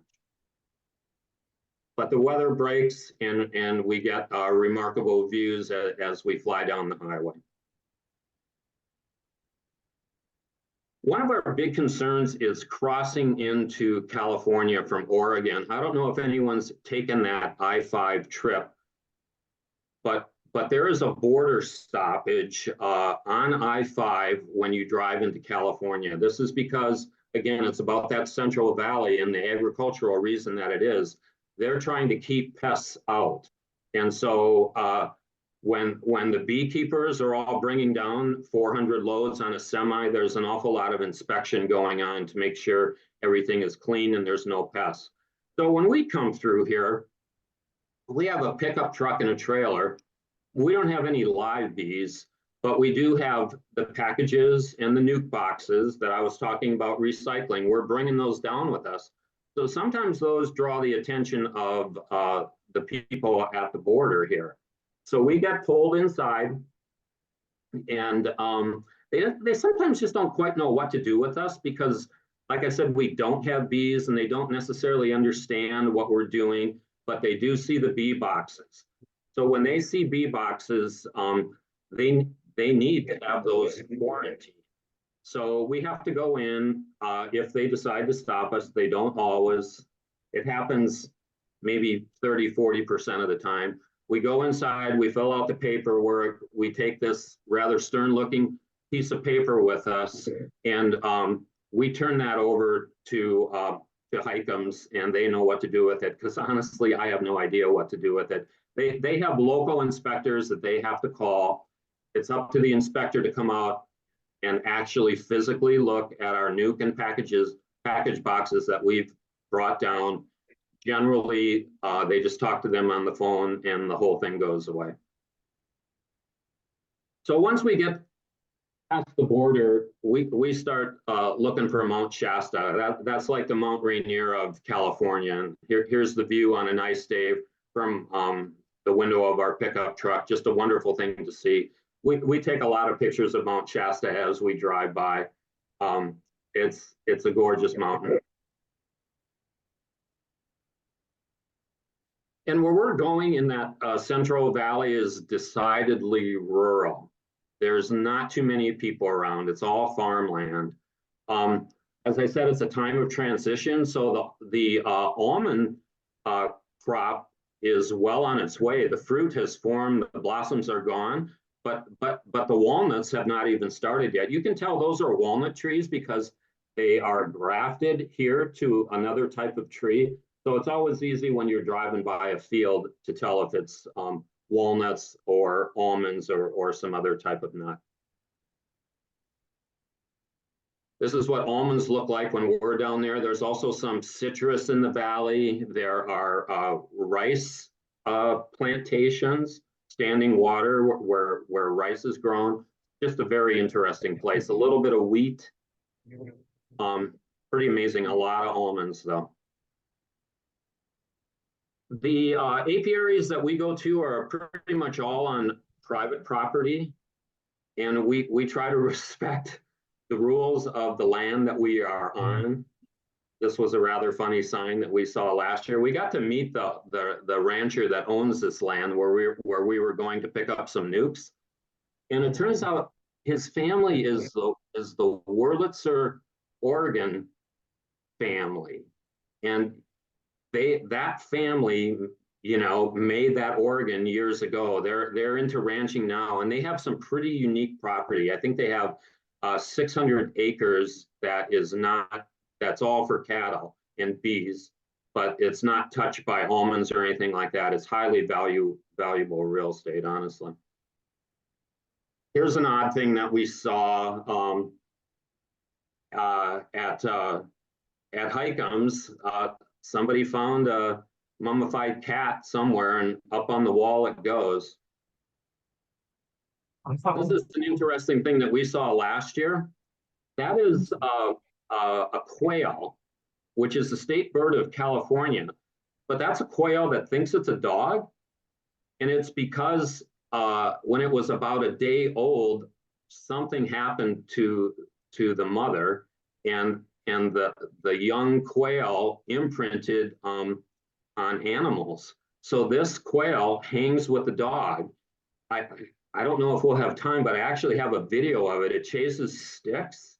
It's got a stick that it considers its own. It's pretty crazy, yet it's a wild quail. It can go wherever it wants. It just chooses to hang around the dogs. Okay, as I said, it's pretty rural. So one of the trips down there, we had this really interesting air show, basically. This is a crop duster, and they were spraying the crops, and we just happened to be there when this happened. And it was, again, it doesn't matter what you think about it, if it's good or bad, it's something that's happening, and it made for a real interesting time to photograph and observe what was going on. So they fly super low, but they have to gain altitude really quickly to clear those power lines. And so we're sitting there watching this, and you can see they've cut the spray right there, right when they get to the end of the field. And then it's like, are they going to make it? Are they going to make it? Because it's kind of hard to tell from where we're standing. Oh boy, are they going to make it?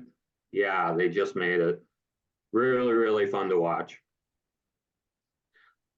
So in this agricultural area, because it's all about bees, we are surrounded by signs that bees are everywhere. Everywhere you turn, there's something that reminds you of honeybees. People's yards, signs, mailboxes. That little town of Orland itself, believe it or not, has a honeybee discovery center. That was set up by the Conan family, I believe. And it's just a museum about honeybees and how honeybees benefit the economy of this area. There's even something called the Hive District. Oliveira has a big hand in that. And it's a nice restaurant and some shops, and pretty much the nicest restaurant in town. And I'll talk about food in just a couple minutes here, but if you're looking for a good place to eat, kind of expensive, you go to Oliveira's restaurant there in Orland, California. This is the headquarters of Highcombs, where they have sided the outside of their main office building with pieces of hives from all over the country. It's kind of charming and unique to see. And then if you want to see what 1,000 queens looks like, you just hang out and somebody's going to walk by with 1,000 queens that he just purchased down there, and he's bringing up to Washington. It's pretty amazing. He was staying at the same motel, which is pretty much the only motel in Orland that we were staying at. And I see him loading up these queens. So, beekeepers like to talk. So we had a good conversation. And then just up the road in Chico is the Dayton store. And, everything with bees is done in a big fashion.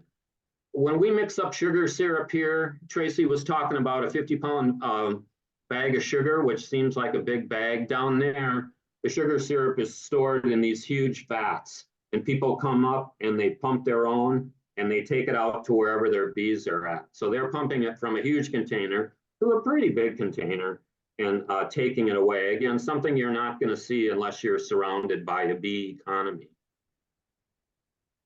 Burlap is used in a big way. That's pretty much the go-to smoker fuel in California. I use burlap too, but I might go get a bag at the coffee roaster and that's it. Here they have pallets and pallets of burlap. And if you've ever cut burlap up like I have with a scissor, it's kind of a chore.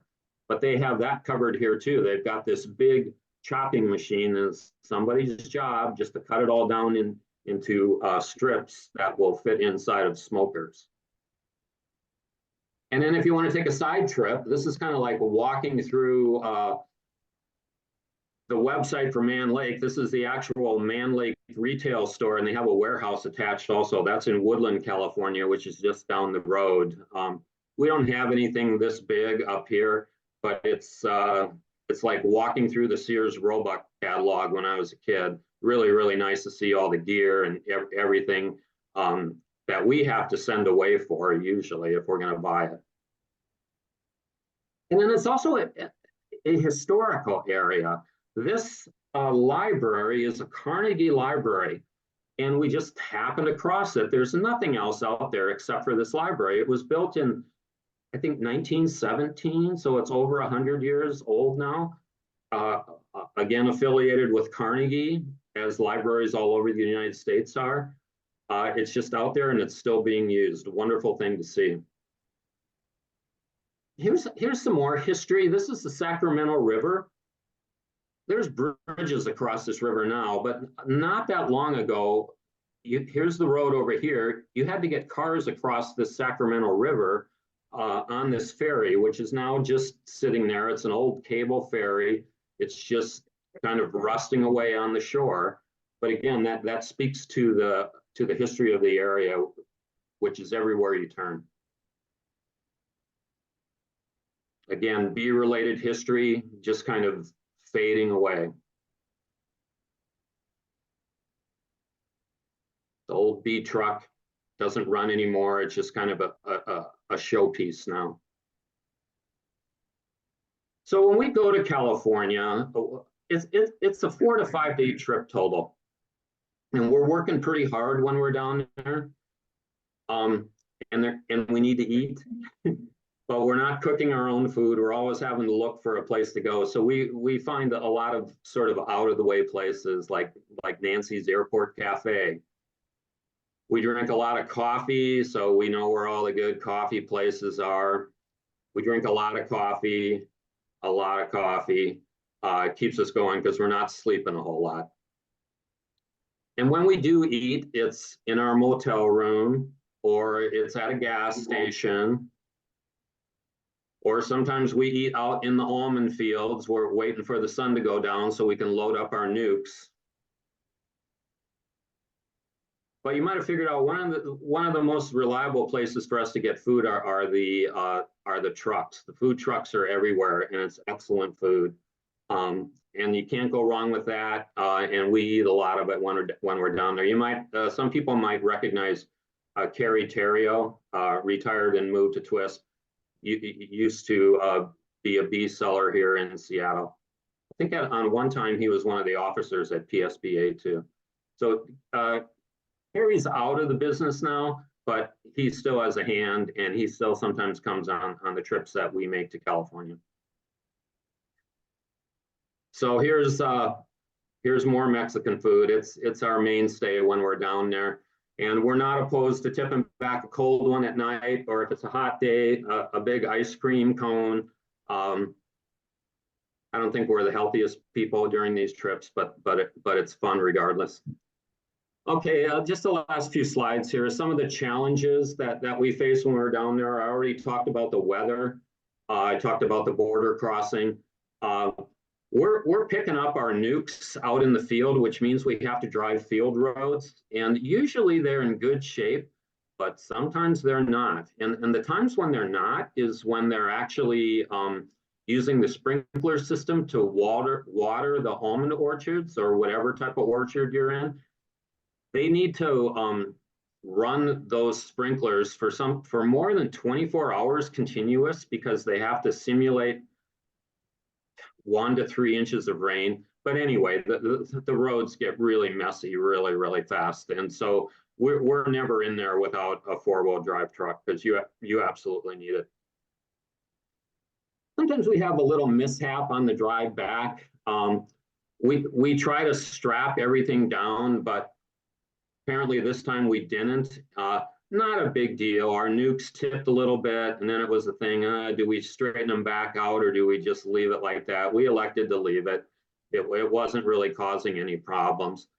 To date, this was a few years ago, to date, this was our biggest issue. We lost a wheel. Our wheel, basically the hub locked up and the wheel snapped off, which means we're paralyzed on the trip back. We've got a full load of bees. This was in Vancouver, Washington on the trip home. Getting dark, it was raining, it was during COVID, so nothing is open, and we were stuck. And remember, the things to worry about when you're hauling a live cargo like bees are them freezing to death or cooking. Now, it was a pretty cool evening. I wasn't too concerned about them cooking, a little concerned about them getting chilled, but the biggest concern was we were less than 12 hours away from a whole bunch of customers showing up to pick up their bees. So beekeeping, if you're doing it in your backyard or if you're doing it on a larger scale like we are here, it's all about problem solving. And we just put on our thinking hats, you know, as the sun set, made some phone calls. No tow truck was going to come and take that trailer. That's in a Burger King parking lot. Burger King was closed because it was COVID, so we felt okay leaving the trailer there for a day or two. But we called in some help, found a person with another horse trailer, and there in the Burger King parking lot at 8, 9 o'clock at night, we did our transfer of the bees. So that all that load that we had stapled into place, we had to unstaple and then repack it and staple it all up again. I think we pulled into Seattle that time at about 6 a.m. But you know, we got it done. Okay, that's the end of my talk for this time. Again, my name is Dave, elitehoneyandbee.com, and there's a QR code there if anyone would like to pull it up with their smartphones. Thank you. Thanks, Dave. Thank you, Dave. And thanks, Peter. Thanks, Dave. This is always just a fun time of year where we get to hear all these great stories. So I really, really appreciate it. So thank you guys all for coming. Have a fantastic evening. Next month, we have Dewey Karen actually coming on Zoom to talk to us. He just recently finished a big project on dead outs where he did analysis on dead outs. So come on and learn from Dewey Karen. He's kind of one of the icons of our bee industry. So have a fantastic evening, you guys. Happy spring. I'll see you in March. Good night. Good night, everybody. Thanks, Dawn. Thank you.